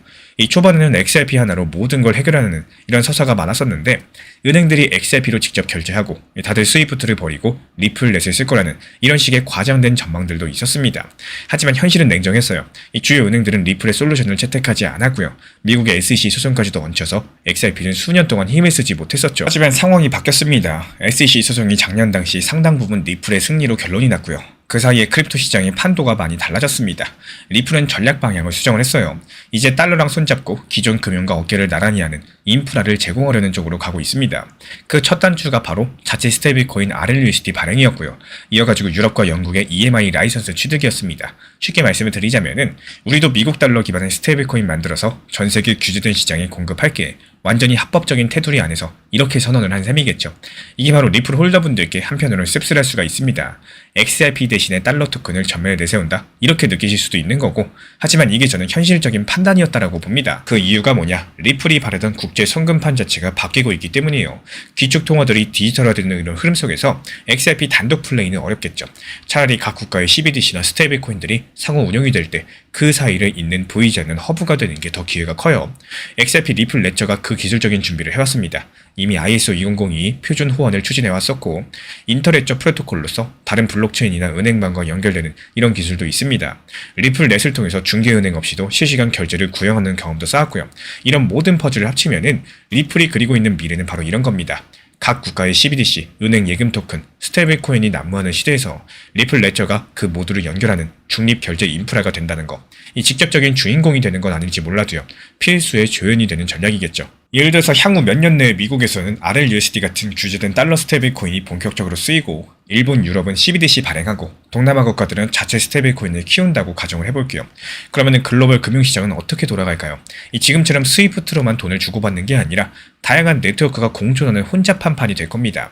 이 판에서는 네트워크 네트워크끼리 서로 변환해주는 브릿지가 상당히 중요해지는데 일일이 현금을 인출해서 환전하고 다시 입금할 수가 없으니까 이 디지털 토큰들끼리 자동 환승되어야지 구조 자체가 원활하게 돌아갈 수가 있겠죠. 여기서 리플 레저는 그런 환승 센터 중에 하나가 될 겁니다. 이 원장 자체에 다중통화 지원 기능이 있고요. 그리고 덱스, 탈중앙거래소 기능이 내장되어 있어요. 이미 달러 토큰이랑 XRP 간의 거래상이 리플 레저상에서 돌아가고 있습니다. 이 가령 RLUSD랑 XRP를 교환하거나 RLUSD랑 다른 토큰들을 교환할 때 XRP를 거쳐가는 식의 유동성 허브 역할이 가능해집니다. 이거는 리플만의 아이디어가 아니라 이 사실 이더리움이든 스텔라 등 여러가지 플랫폼이 노리는 반대요. 하지만 리플은 특히나 규제 당국과 손잡고 이걸 하려는 게 차별점이에요. SEC 소송에서 부분 승소를 이끌어내고 나서 이 미국 은행 감독 당국이라거나 유럽 당국과도 긴밀하게 접촉하면서 사업 확장 허가를 받아냈고요. 쉽게 말씀드려서 공식적으로 인정받은 플랫폼으로 플레이어가 되겠다는 겁니다. 이렇게 되면 XRP 입지도 개선이 될 겁니다. XRP 자체가 법정통화 지위를 얻는 건 아니겠지만 이 법정통화랑 나란히 쓰이는 암호자산으로 위상이 격상될 수가 있다는 거. 지금까진 증권이다 아니다 이런 싸움에 에너지를 뺏겼었지만요. 이제는 이용 가능한 인프라로서 인정받으면서 실제 사용 사례를 쌓을 기회가 생겼습니다. 만약에 리플의 계획대로 달러 토큰이나 리플 레저에서 활발히 돌고 다른 네트워크 CBDC도 붙고 그거를 XRP가 중간중간 연결을 해준다. 그럼 XRP 수요랑 유동성은 자연스럽게 늘 수밖에 없을 겁니다. 다만 이 시나리오 자체가 하루아침에 이루어지진 않을 거예요. 기술적으로 구현하고 각국의 규제 승인을 받고 시장 참여자들 신뢰를 얻는 데 시간이 걸릴 겁니다. 이게 우리 투자자 입장에서는 오히려 차분하게 지켜볼 단계라는 거죠. 적어도 지금 중요한 건요. XRP가 더 이상 고립된 알트코인으로 남지 않을 포지셔닝을 취했다는 거고 달러 패권을 강화하는 디지털 통화 흐름 속에서 여기서 편승함으로써 생존과 성장에 대해서 동시에 모색하고 있다는 점을 기억해 주시기 바랍니다. 현재 미국은 경기 침체를 막기 위해서 금리 인하라는 카드를 만지작거리고 있어요. 보통 그렇게 돈을 풀면은 기축통화인 달러의 힘이 약해질 수가 있는데 미국은 오히려 디지털 달러 네트워크 확장으로 달러 패권을 더 강화하는 이런 전략을 병행하고 있습니다. 연준 고위 인사의 말처럼요. 스테이블코인 확산은 달러의 세계 지배력을 유지하는데 새로운 무기가 되고 있고 그래서 돈을 풀어도 달러는 더 강해지는 이런 모순적인 상황들이 전개가 되고 있는 거죠. 이 암호화폐 시장은요. 이런 흐름들 속에서 새로운 상승 랠리의 단초를 맞이했습니다. 비트코인을 비롯한 주요 코인들은 거시 호재에 힘입어서 큰 폭으로 반등했고요. XRP 같은 프로젝트들은 달러 중심 세판에서 자신을 연결을 하면서 이 다음 단계로 나아갈 채비를 하고 있다는 거. 여기서 중요한 건요. 우리 구독자분들께서 이 큰 틀의 변화를 인지하고 대응할 줄 아는 겁니다. 단순하게 금리 내린다니까 위험자산 올라서 좋다 이런 게 아니라 왜 내리고 무엇을 노리고 있는지 이런 구조를 알고 계셔야 돼요. 오늘의 메시지는 분명합니다. 미국은 달러 패권을 지키기 위해서 결국에 돈줄을 풀 수밖에 없는 거고 실제로 이런 방향성으로 움직이기 시작했다는 거. 생텍쥐페리는 말을 했습니다. 가장 중요한 거는 눈에 보이지 않는다라고요. 이 금리 인하, 달러 패권 강화 이런 겉보기 모순 뒤에서는요. 디지털로 재편되는 거대한 금융의 판이 숨어 있습니다.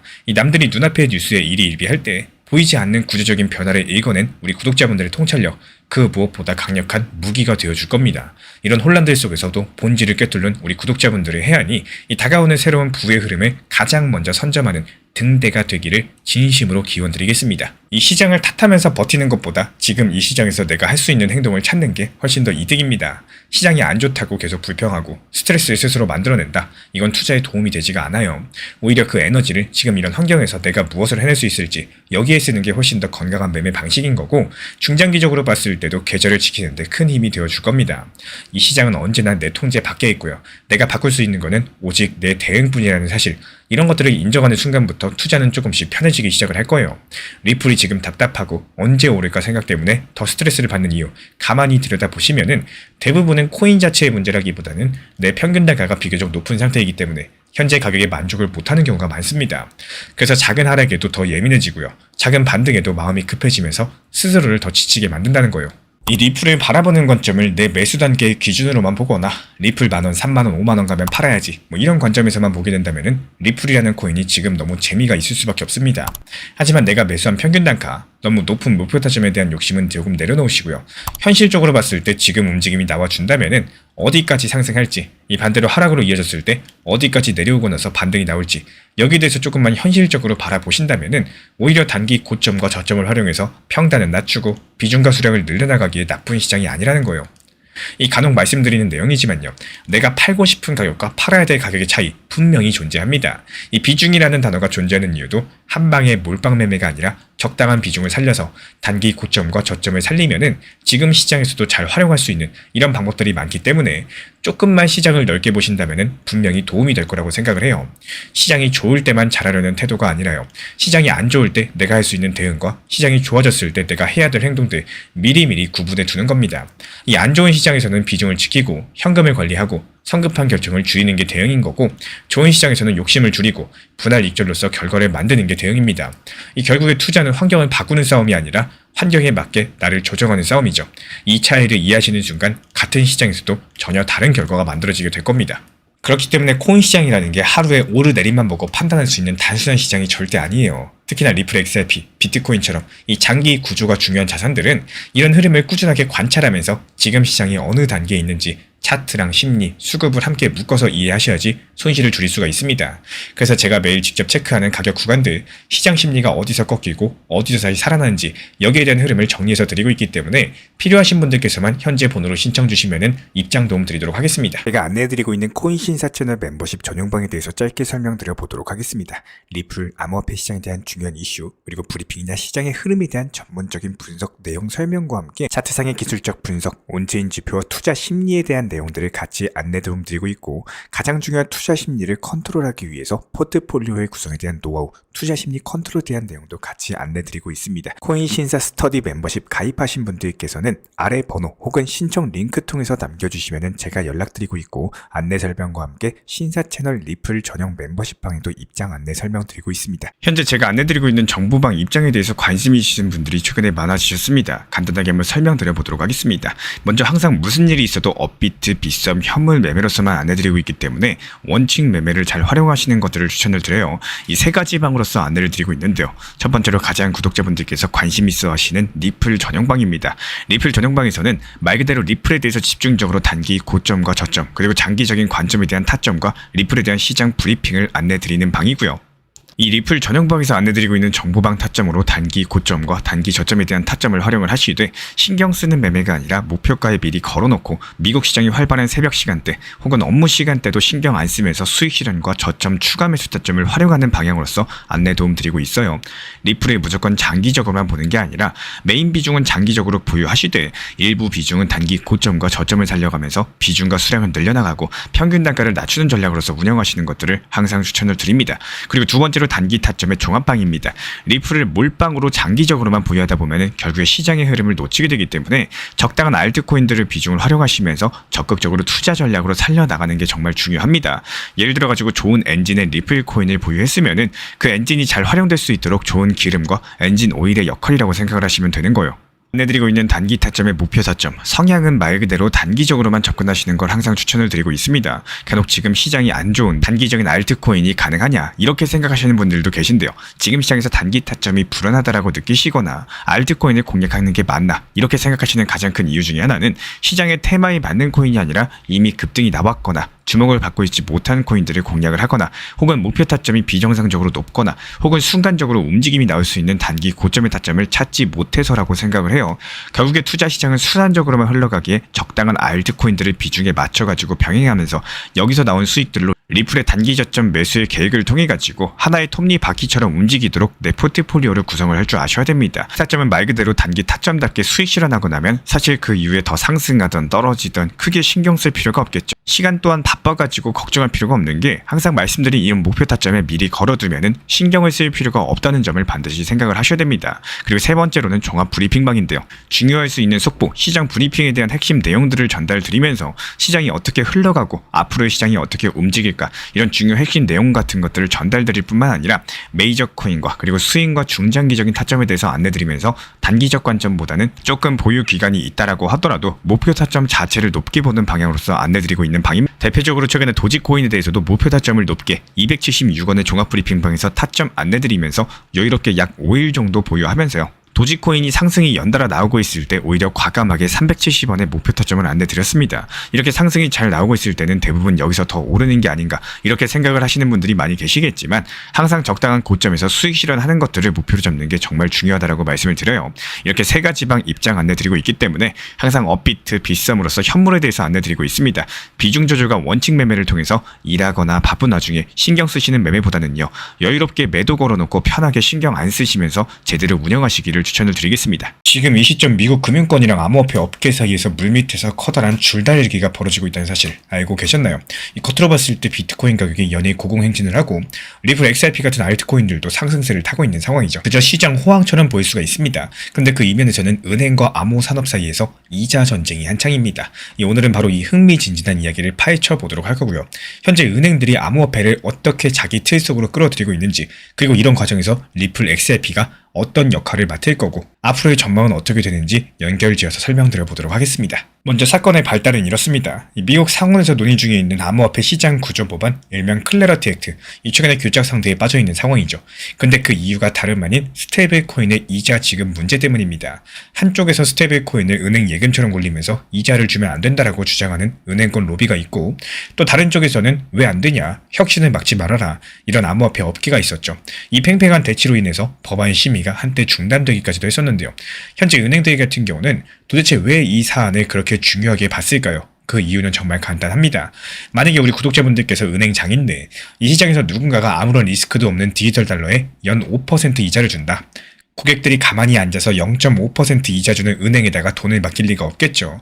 당연히 은행 예금에서 돈이 썰물처럼 빠져나가게 될 겁니다. 실제로 현재 은행권에서는 만약에 규제를 하지 않으면 수조 원의 은행 예금이 암호화폐 시장 쪽으로 빠져나가서 이 금융 안정 자체가 위험해진다라는 위기론을 펼치고 있어요. 그리고 당연하게도 그 주장의 이면에서는 이 사실 우리 은행에서 기득권을 놓칠 수가 없다라는 숨겨진 속내가 존재할 수밖에 없겠죠. 그리고 한편 암호화폐 업계, 특히나 거래소나 스테이블코인 발행사 입장에서는 이자가 강력한 서비스 경쟁력입니다. 높은 금리를 찾아서 움직이는 돈들, 시장의 자연스러운 흐름인데요. 은행 편을 들어가지고 그걸 법으로 막아버리게 된다, 혁신을 가로막는다라고 반발을 했습니다.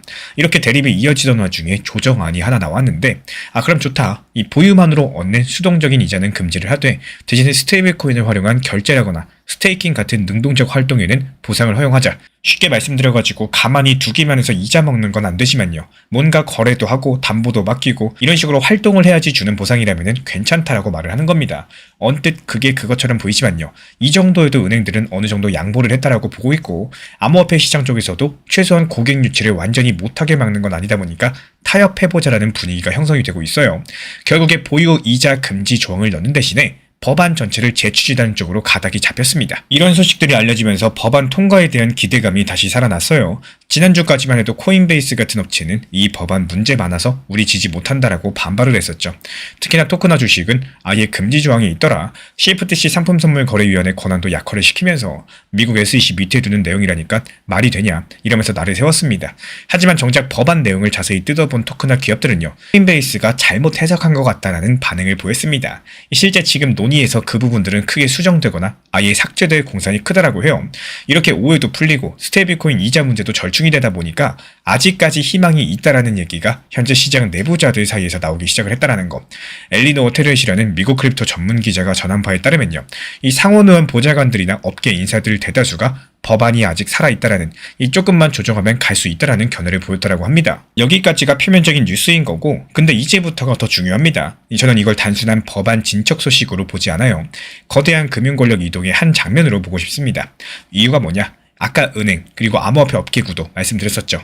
한 발 더 깊이 들어가 보면요, 이 싸움의 배경에는 거시경제 구조가 깔려 있다라는 거. 이 지금 미국이 어떤 상황인가요? 고금리 시대죠. 연준이 물가 잡겠다고 기준금리 상당히 올려놔가지고 상당히 오랜 기간 동안 유지하고 있습니다. 이 시중에 돈줄을 재니까 어떻게 됐나요?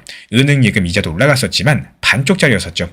은행들은 처음에는 금리가 올라도 예대 맞은 욕심에 예금 금리를 찔끔만 올렸었는데, 시장에 보니까 국채도 연 5% 주고 머니마켓 펀드도 5% 주고 심지어 코인 예치 이자가 4에서 6% 나오다 보니까 사람들 돈이 슬금슬금 빠져나가고 있는 겁니다.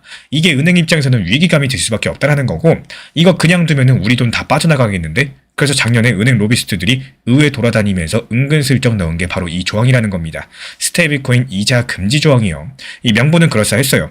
이거 그림자 은행처럼 굴리다가 문제 생기면 소비자 보호가 어려운 거 아니냐, 금융 안정에 위험하다. 이 실제 논리는 암호화폐판 머니마켓 펀드가 예금 전부 빨아들여가지고 은행이 붕괴할 수 있다. 뭐 이런 논리였습니다. 아니 사실 근데 얘기를 듣고 있으면요. 아니 그러면 은행들도 이자를 더 주면 해결되는 문제 아니냐. 뭐 이런 말이 나올 수밖에 없겠죠. 하지만 은행들 같은 경우는 높아진 금리를 활용해서 예대 마진 노리면서 암호화폐 쪽은 봉쇄하는 이렇게 욕심만 가득한 이중 플레이를 시도를 하고 있는 겁니다. 그렇다면 이런 불합리한 과정을 암호화폐 쪽은 깨갱하고 그냥 물러설까요? 절대로 그렇지가 않습니다. 암호화폐 산업도 만만치가 않아요. 제가 이번 상황을 보면서 느낀 건요. 이 업계 자체가 이제 정치권을 상대로 이전 투구할 만큼 거대해졌다라는 거예요. 지난 미국 대선 때 어땠습니까? 암호화폐 업계가 정치 자금 얼마나 풀었는지 아시면 깜짝 놀라실 겁니다. 이 친암호화폐 성향의 후보들을 밀어주려고 수억 달러 규모 기부가 집행이 됐었고 심지어 트럼프 측에서는 내가 암호화폐 대통령이 되겠다라고 말을 할 정도였습니다. 이렇게 정치력 행사에 눈뜬 업계가 이번에도 가만히 있지 않았다라는 거. 이 블록체인 협회 CEO가 성명을 내가지고 은행들을 맹비난했어요. 큰 은행들이 자기들 밥그릇 지키려고 안전코인 보상 없애가지고 경쟁 전부 다 죽이려고 한다. 이렇게 대놓고 비난을 했습니다. 그러니까 미국의 의원들도 눈치가 보이는 거죠. 아니 괜히 이거 은행 편만 들다가 혁신 죽인 죄인으로 낙인 찍히는 거 아니냐. 그래서 이리저리 머리 굴려가지고 나온 게 바로 그 절충안입니다. 이자는 안 되지만 보상은 된다. 얼핏 말장난 같죠. 하지만 정치란 게 원래 그런 겁니다. 저는 개인적으로 이 법안 통과 가능성에 대해서 긍정적입니다. 사실 은행권도 원하는 걸 얻었죠. 암호화폐 시장 쪽도 이 정도 절충안이면은 받아들일만 합니다. 다만 통과된다라고 하더라도 그 내용을 잘 살펴봐야 돼요. 이 규제 명확성이라는 말이 들으면 참 좋죠. 어떻게 명확히 하느냐에 따라서 결과가 극과 극입니다. 일단은 이번 법안이 암호화폐를 증권이냐 상품이냐 기준을 정해주는 게 큰 축이에요. 제가 입수한 정보에 따르면요. 비트코인과 이더리움은 상품으로 확정이고요. 또 그 외 XRP 리플이나 솔라나 라이트코인, 도지코인, 몇몇 메이저 코인도 증권법 대상에서 제외될 거란 얘기가 나오고 있어요. 그렇다면 리플 XRP 투자자분들 이 대목에서 놀라실 수밖에 없습니다. 아니 그간 SEC랑 그렇게 피 터지게 싸웠는데 입법으로서 이렇게 한 방에 해결이 된다. 물론 세부 사항을 봐야 되겠지만 입법이 되면은 행정부의 해석보다도 상위다 보니까요. 훨씬 더 깔끔하게 상황 자체가 정리가 됩니다. 이 XRP를 비롯한 코인들이 ETF 같은 제도권 상품으로도 취급 가능해진다는 의미니까요. 실제로 세계 유수 리서치 기관들 평가에서 XRP는 이미 유동성, 시장 깊이 같은 것들에서 이더리움과 동급으로 올라선 상황입니다. 그리고 지난 2025년 3분기 카이코라는 데이터 업체 랭킹을 보면요. XRP가 유동성 측면에서 95점, AA 등급으로서 이더리움과 공동 2등이에요. 여기서 1등은 비트코인 100점을 맞으면서 트리플 A를 맞았고 이 시장은 이미 XRP를 어지간한 건 전부 다 갖춘 명확한 자산으로서 보고 있는 상황입니다. 이 규제 딱지만 없었을 뿐이죠. 그 딱지가 이번에 법안으로서 떼어진다. 그 판도가 바뀌게 된다라는 거. 저는 XRP 얘기가 나왔으니까 이런 점도 강조드리고 싶어요. XRP의 진가는 가격보다도 조용히 돌아가는 결제 인프라에 있다라는 말이 있습니다. 이 겉으로 시세 움직임만 보이지만 그 속을 들여다보면은 리플 레저랑 리플 넷에서 돌아가는 실제 돈 흐름이 엄청나다라고 말씀을 드려요. 숫자로 한번 볼까요? 이 작년 당시 XRP를 활용한 국제송금 규모가 150억 달러였습니다. 전년도보다 30% 넘게 늘어난 수치인데 리플 넷에 참여한 은행 송금업체 중에 40%가 XRP를 유동성으로 쓰는 ODL 서비스를 이용하고 있다 보니까 이건 앞으로도 기하급수적으로 늘 가능성이 크다라는 거. 그리고 리플 레저 자체에 발행된 토큰화 실물 자산이 작년 말 기준 4억 달러 가까이 됩니다. 국채를 담은 토큰, 부동산 지분 토큰 이런 것들인데요. 분기마다 2배, 3배씩 늘어나고 있어요. 그리고 RLUSD 리플사가 만든 미국 달러 스테이블코인 이거 출시된 지 1년 만에 발행량 13억 달러 돌파했죠. 현재 이더리움과 XRP 체인 양쪽에서 운영 중에 있는데요. 여기서 재밌는 거는 리플이 이걸 영국의 엘맥스 같은 전통 금융 인프라에 꽂아 넣으려고 열심히 움직인다라는 거. 쉽게 말씀드리자면은 우리 스테이블코인이 달러 유통망 역할을 할 수 있게 해달라 뭐 이런 겁니다. 미국 규제가 정비되면은 RLUSD가 떳떳하게 은행들 손에 쥐어질 수도 있는 거고 은행이 경쟁자가 아니냐 생각하실 수도 있는데요. 바로 이 지점이 중요합니다. 경쟁에서 이긴 쪽이 진 쪽을 없애는 게 아니라 자기 편으로 흡수를 해버리는 그림이라는 거예요. 그래서 저는 지금의 상황을 금융 권력이 혁신을 통째로 삼키려는 장면으로 보고 있습니다. 이 겉으로 암호화폐를 제도권으로 들인다는 긍정 뉴스죠. 맞습니다. 분명 좋은 일이 맞아요. 근데 투자자 보호도 되고 산업도 커질 겁니다. 여기서 그렇게 되면 누가 가장 큰 이득을 볼까? 바로 기존 전통 금융권입니다. 이유가 뭐냐? 룰을 만드는 쪽이 결국에 판의 지배자이기 때문에 은행들이 이번에 스테이블코인 이자권을 쥐고 흔든 걸 한번 생각해보세요. 암호화폐 기술 자체는 살아남게 될 겁니다. 하지만 그것들이 은행과 정부의 울타리 안에서 활용될 가능성이 높다라는 거고 리플 XRP도 여기서 마찬가지예요. XRP가 향후에 국제 결제의 표준이 되고 각 국가의 중앙은행 디지털화폐랑 연결이 되고 전부 다 좋습니다. 그런데 그런 흐름들이 탈중앙화 혁명의 서사가 아니라요. 새로운 기술을 기존 시스템에 편입시키는 이런 전통 금융권과 연결이 되는 방향으로 가고 있다는 뜻을 말씀드리고 싶은 겁니다. 저는 이걸 무조건 나쁘다고 보지 않아요. 오히려 현실적인 방향인 거고 이 길이 막힌다. 아예 혁신의 꽃도 피우지 못할 테니까 여기서 중요한 건 우리 구독자분들께서 판의 본질이 무엇인지를 알기만 하시면 되는 겁니다. 그래서 이번 이슈의 파급 효과를 말씀드려보자면은 먼저 미국의 규제 명확성이 생기면은 기관 자금 유입되면서 ETF 활성화되고 가격에는 당연히 호재가 됩니다. 그리고 그 다음으로 은행을 포함한 전통 금융사들의 암호화폐 산업 진출이 본격화되겠죠. 법이 갖춰진다. 골드만삭스, JP모건이든 이 앞다퉈가지고 디지털 자산 서비스를 내놓을 거예요.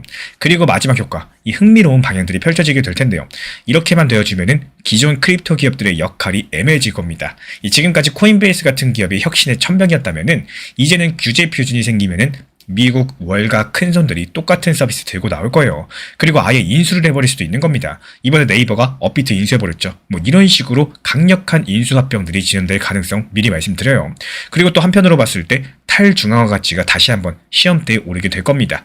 이 규제 틀 안으로 들어오는 순간 디파이나 탈중앙화 플랫폼들도 규제의 대상이 되기 때문에 이미 법안 안에 디파이 프로토콜의 의무를 규정하는 구절들이 있죠. 이거를 고객 확인, 자금 세탁 방지 같은 이런 것들을 넣으려고 할 거고 저는 이것이야말로 결국에 암호화폐가 완전히 기존 금융과 동화되는 수순이라고 봅니다. 한편으로 씁쓸하지만요. 이 다른 시각에서 보면은 암호 기술이 드디어 세상을 바꾸는 이런 방식일 수가 있다라는 거.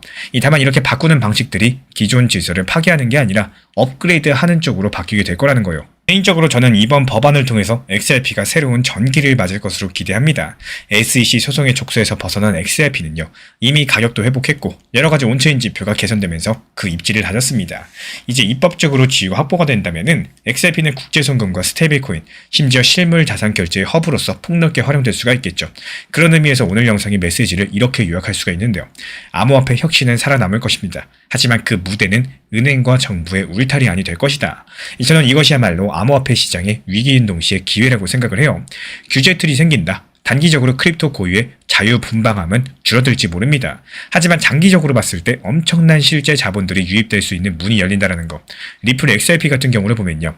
한때는 퇴출 위기까지도 몰렸던 자산이 이제는 미래 디지털 금융 인프라의 한 가지 축으로 인정받고 있죠. 은행과 기업들이 XRP를 활용해서 글로벌 송금의 속도를 붙이고 있고 각 국가의 공용 네트워크로 쓸 날이 멀지 않았어요. 어쩌면 우리 구독자분들께서 이 영상을 보고 있는 지금 이 시점, 이 면에서 조용한 진전은 계속되고 있다는 겁니다. 그래서 결국에 미국 시장구조법이 통과된다. 암호화폐는 더 이상 규제의 회색지대가 아니라 금융제도의 일부가 되어줄 겁니다. 이런 과정에서 은행과 정부는요, 이 자신들의 권력을 유지한 채로 암호 기술을 흡수할 가능성이 높다라는 것. XRP가 그 사례를 단적으로 보여주는 프로젝트죠. 저는 이렇게 생각을 해요. 결국에 암호화폐는 기존 시스템을 부수지 않으면서 그 안에 들어가가지고 세상을 바꾼다. 이 말이 모순 같겠지만 현실에서 종종 일어나는 일입니다. 혁신이라는 게 바깥에서의 혁명이 아니라 안에서의 개혁으로 완성되는 경우가 많기 때문에 XRP랑 스테이블코인 그리고 이번 법안을 둘러싼 이 움직임들을 보면서 우리는 바로 그 역사의 한 장면을 목격하고 있는지도 모르겠습니다. 현명한 안목으로서 이 거대한 흐름을 읽어내시길 바라고요. 그래서 암호화폐는 살아남았지만 그 무대는 결국에 은행 울타리 아니라는 거. 이 미국의 규제 드라마는 그렇게 막을 내려가고 있습니다. 어리당저의 생텍쥐 페리는 이렇게 말을 했어요. 완벽함이랑 더 이상 더할 것이 없을 때가 아니라 더 이상 뺄 것이 없을 때 이루어진다라고요. 이 미국의 규제 법안과 함께 암호화폐 시장에 세워지는 새로운 질서들은 불필요한 거품과 혼란을 걷어내면서 디지털 자산의 본질적인 가치만을 남겨서 현실 세계랑 융합하는 과정입니다. 이 복잡한 규제의 파도 속에서도 혁신의 본질을 꿰뚫어본 우리 구독자분들의 통찰력대, 그 어떤 외부 변수에도 흔들리지 않는 가장 완벽한 투자 기준이 되어줄 겁니다. 시장이 흔들린다고 해서 나까지 같이 흔들린다. 이 변동성 큰 코인 시장에서는 끝까지 버티기가 정말 어려워집니다. 이 코인 시장의 특성상 등락폭이 크고 속도가 빠르죠. 시장이 출렁이는 것은 너무나 당연한 일인데 문제는 그때마다 내 감정과 판단까지 같이 흔들려버리는 경우입니다. 오늘 하락했다고 불안해하고 또 내일 상승했다고 기대가 커지고 이런 감정의 롤러코스터를 매번 타게 되면은 결국 매매의 중심은 점점 사라지게 됩니다. 결국에 정답은 하나예요. 상승장일 때 하락장을 준비한 사람들, 하락장일 때 아무 준비 없이 흔들리는 사람들, 이 두 차이의 결과는 시간 지나면 확실히 갈리게 된다는 거고, 상승장에서는 분할 익절을 통해서 현금 비중 만들고 하락장에서는 그 현금 비중 덕분에 여유를 가지고 대응할 수 있어야지 시장이 흔들려도 내가 흔들리지 않게 되는 겁니다. 지금 시장이 어려운 게 아니라 그 어려움을 감정으로 받아들이는 순간 그때부터 투자는 더 힘들어질 수밖에 없다는 말씀을 드리고 싶어요. 시장이 어렵다고 해서 지금 이 상황을 지나치게 힘들어하실 필요가 없는 거고, 리플 안 좋다, 코인 시장 안 좋다, 그래서 계속 스스로 불안하게 만들고 하루하루 가격에 감정을 실어버리면은 이 투자 시장이라는 큰 틀 속에서 오르락 내리락하는 수많은 그래프 사이에서 끝까지 살아남는 거는 정말로 쉽지 않은 일이 됩니다. 이 시장이 원래부터 편안한 사람만을 위해서 만들어진 곳이 아니라는 거, 그거부터 먼저 받아들여 주셔야 돼요. 오히려 생각을 쉽게 하셔야지 생각한테 안 잡혀먹고요. 더 시장을 보는 관점이 쉬워집니다. 정말 간단해요. 내려갔을 때는 추가 매수를 잘해보려고 노력하면 되는 거고, 또 반대로 올라가고 반등 나올 때는 더 상승할 거라는 욕심은 과감하게 접어두고 이 낮은 비중이라도 분할 익절을 해보는 겁니다. 제일 쉽지만 어려운 건 또 매도입니다. 하지만 그 매도를 스스로 계속 어려워하고 또 망설이고 매도를 결국 못하게 되면은 최종적으로 수익 실현을 하는 게 너무나도 어렵기 때문에 이 매도에 대해서 조금은 쉽고 편하게 대응하려고 할 줄 아셔야 돼요. 이 제가 안내드리는 단기 종합 리플 전용방에서도 목표 타점을 같이 안내드리는 이유도요. 막상 그 순간이 돼서 욕심 때문에 못 팔고 후회할 바에는 분할 익절을 하고 또 내 것으로 만들어 놓는 경험치, 실행 능력이 정말로 중요하기 때문입니다. 어렵지만 쉬운 내용인 팔아야 내 것이라는 것들을 잊지 않으셨으면 하고요. 더 멀리 또 중장기적으로 가기 위해서 중간에 힘을 충전하는 현실적인 원칙 매매를 잘 활용하셔야지 이 시장이 어렵지 않고 지겹다고 느껴지지 않으실 겁니다. 조금만 차분하게 생각해 보시면 좋겠습니다. 그래프가 오를 때 기쁘고 그래프가 내려가면 불안해지는 게 너무나도 자연스러운 반응이겠지만요. 만약에 그래프가 내려가 있는 상태에서 내 심리가 가장 불안하고 초조하고 다 팔고 그만두고 싶고 괜히 리플 샀다, 괜히 코인 시장에 들어왔다 이런 생각이 머릿속을 가득 채우는 그 시점이 바로 그래프상의 바닥이라면은 그 바닥 구간에는 어떤 그림이 그려져 있을지 한 번쯤은 생각해 볼 필요가 있다는 거예요. 이 결국에 바닥까지 갔다는 거는 어떤 형태로든지 다시 올라오는 구간이 생긴다는 뜻이고 이 시장은 늘 그런 식으로 움직여 왔습니다. 불과 며칠 전까지만 해도 리플이 2,500원, 2,600원 부근에서 답답하게 왔다 갔다 하던 상황이었죠. 근데 그 이후로 정말 짧은 시간 만에 3,400원까지 회복을 했었고 지금은 조금 하락을 했지만 다시 3,000원 부근에서 등락을 반복하고 있습니다. 이것만 봐도 시장의 속성과 변동성은 분명한데요. 그래서 중요한 거는 시장이 좋을 때는 잘해보겠다는 생각이 아니라 시장이 안 좋을 때 어떻게 대응할 수 있을지 이런 것들을 고민하는 태도입니다. 이 힘든 구간에서도 원칙을 지켜나가시고 또 감정을 눌러가시면서 대응할 수 있는 방법을 찾는 분들, 그런 분들만이 결국에 시장이 다시 좋아졌을 때 그 흐름을 자기 것으로 만들 수가 있다는 거예요. 결국에 이 시장에서 살아남는 사람들은 늘 가장 힘들 때 준비하고 있었던 사람입니다. 사실 정보가 부족해서 손실을 보진 않습니다. 이 정보는 넘쳐나요. 진짜 중요한 건 그 정보를 언제 어떻게 써야 되는지, 그래서 제가 실제로 활용하고 있는 관점, 가격 변동 구간이 읽는 방식, 그리고 주요 가격대를 정리한 기준표를 받아보고 싶으신 분들을 위해서 정리된 자료를 제공해드리고 있습니다.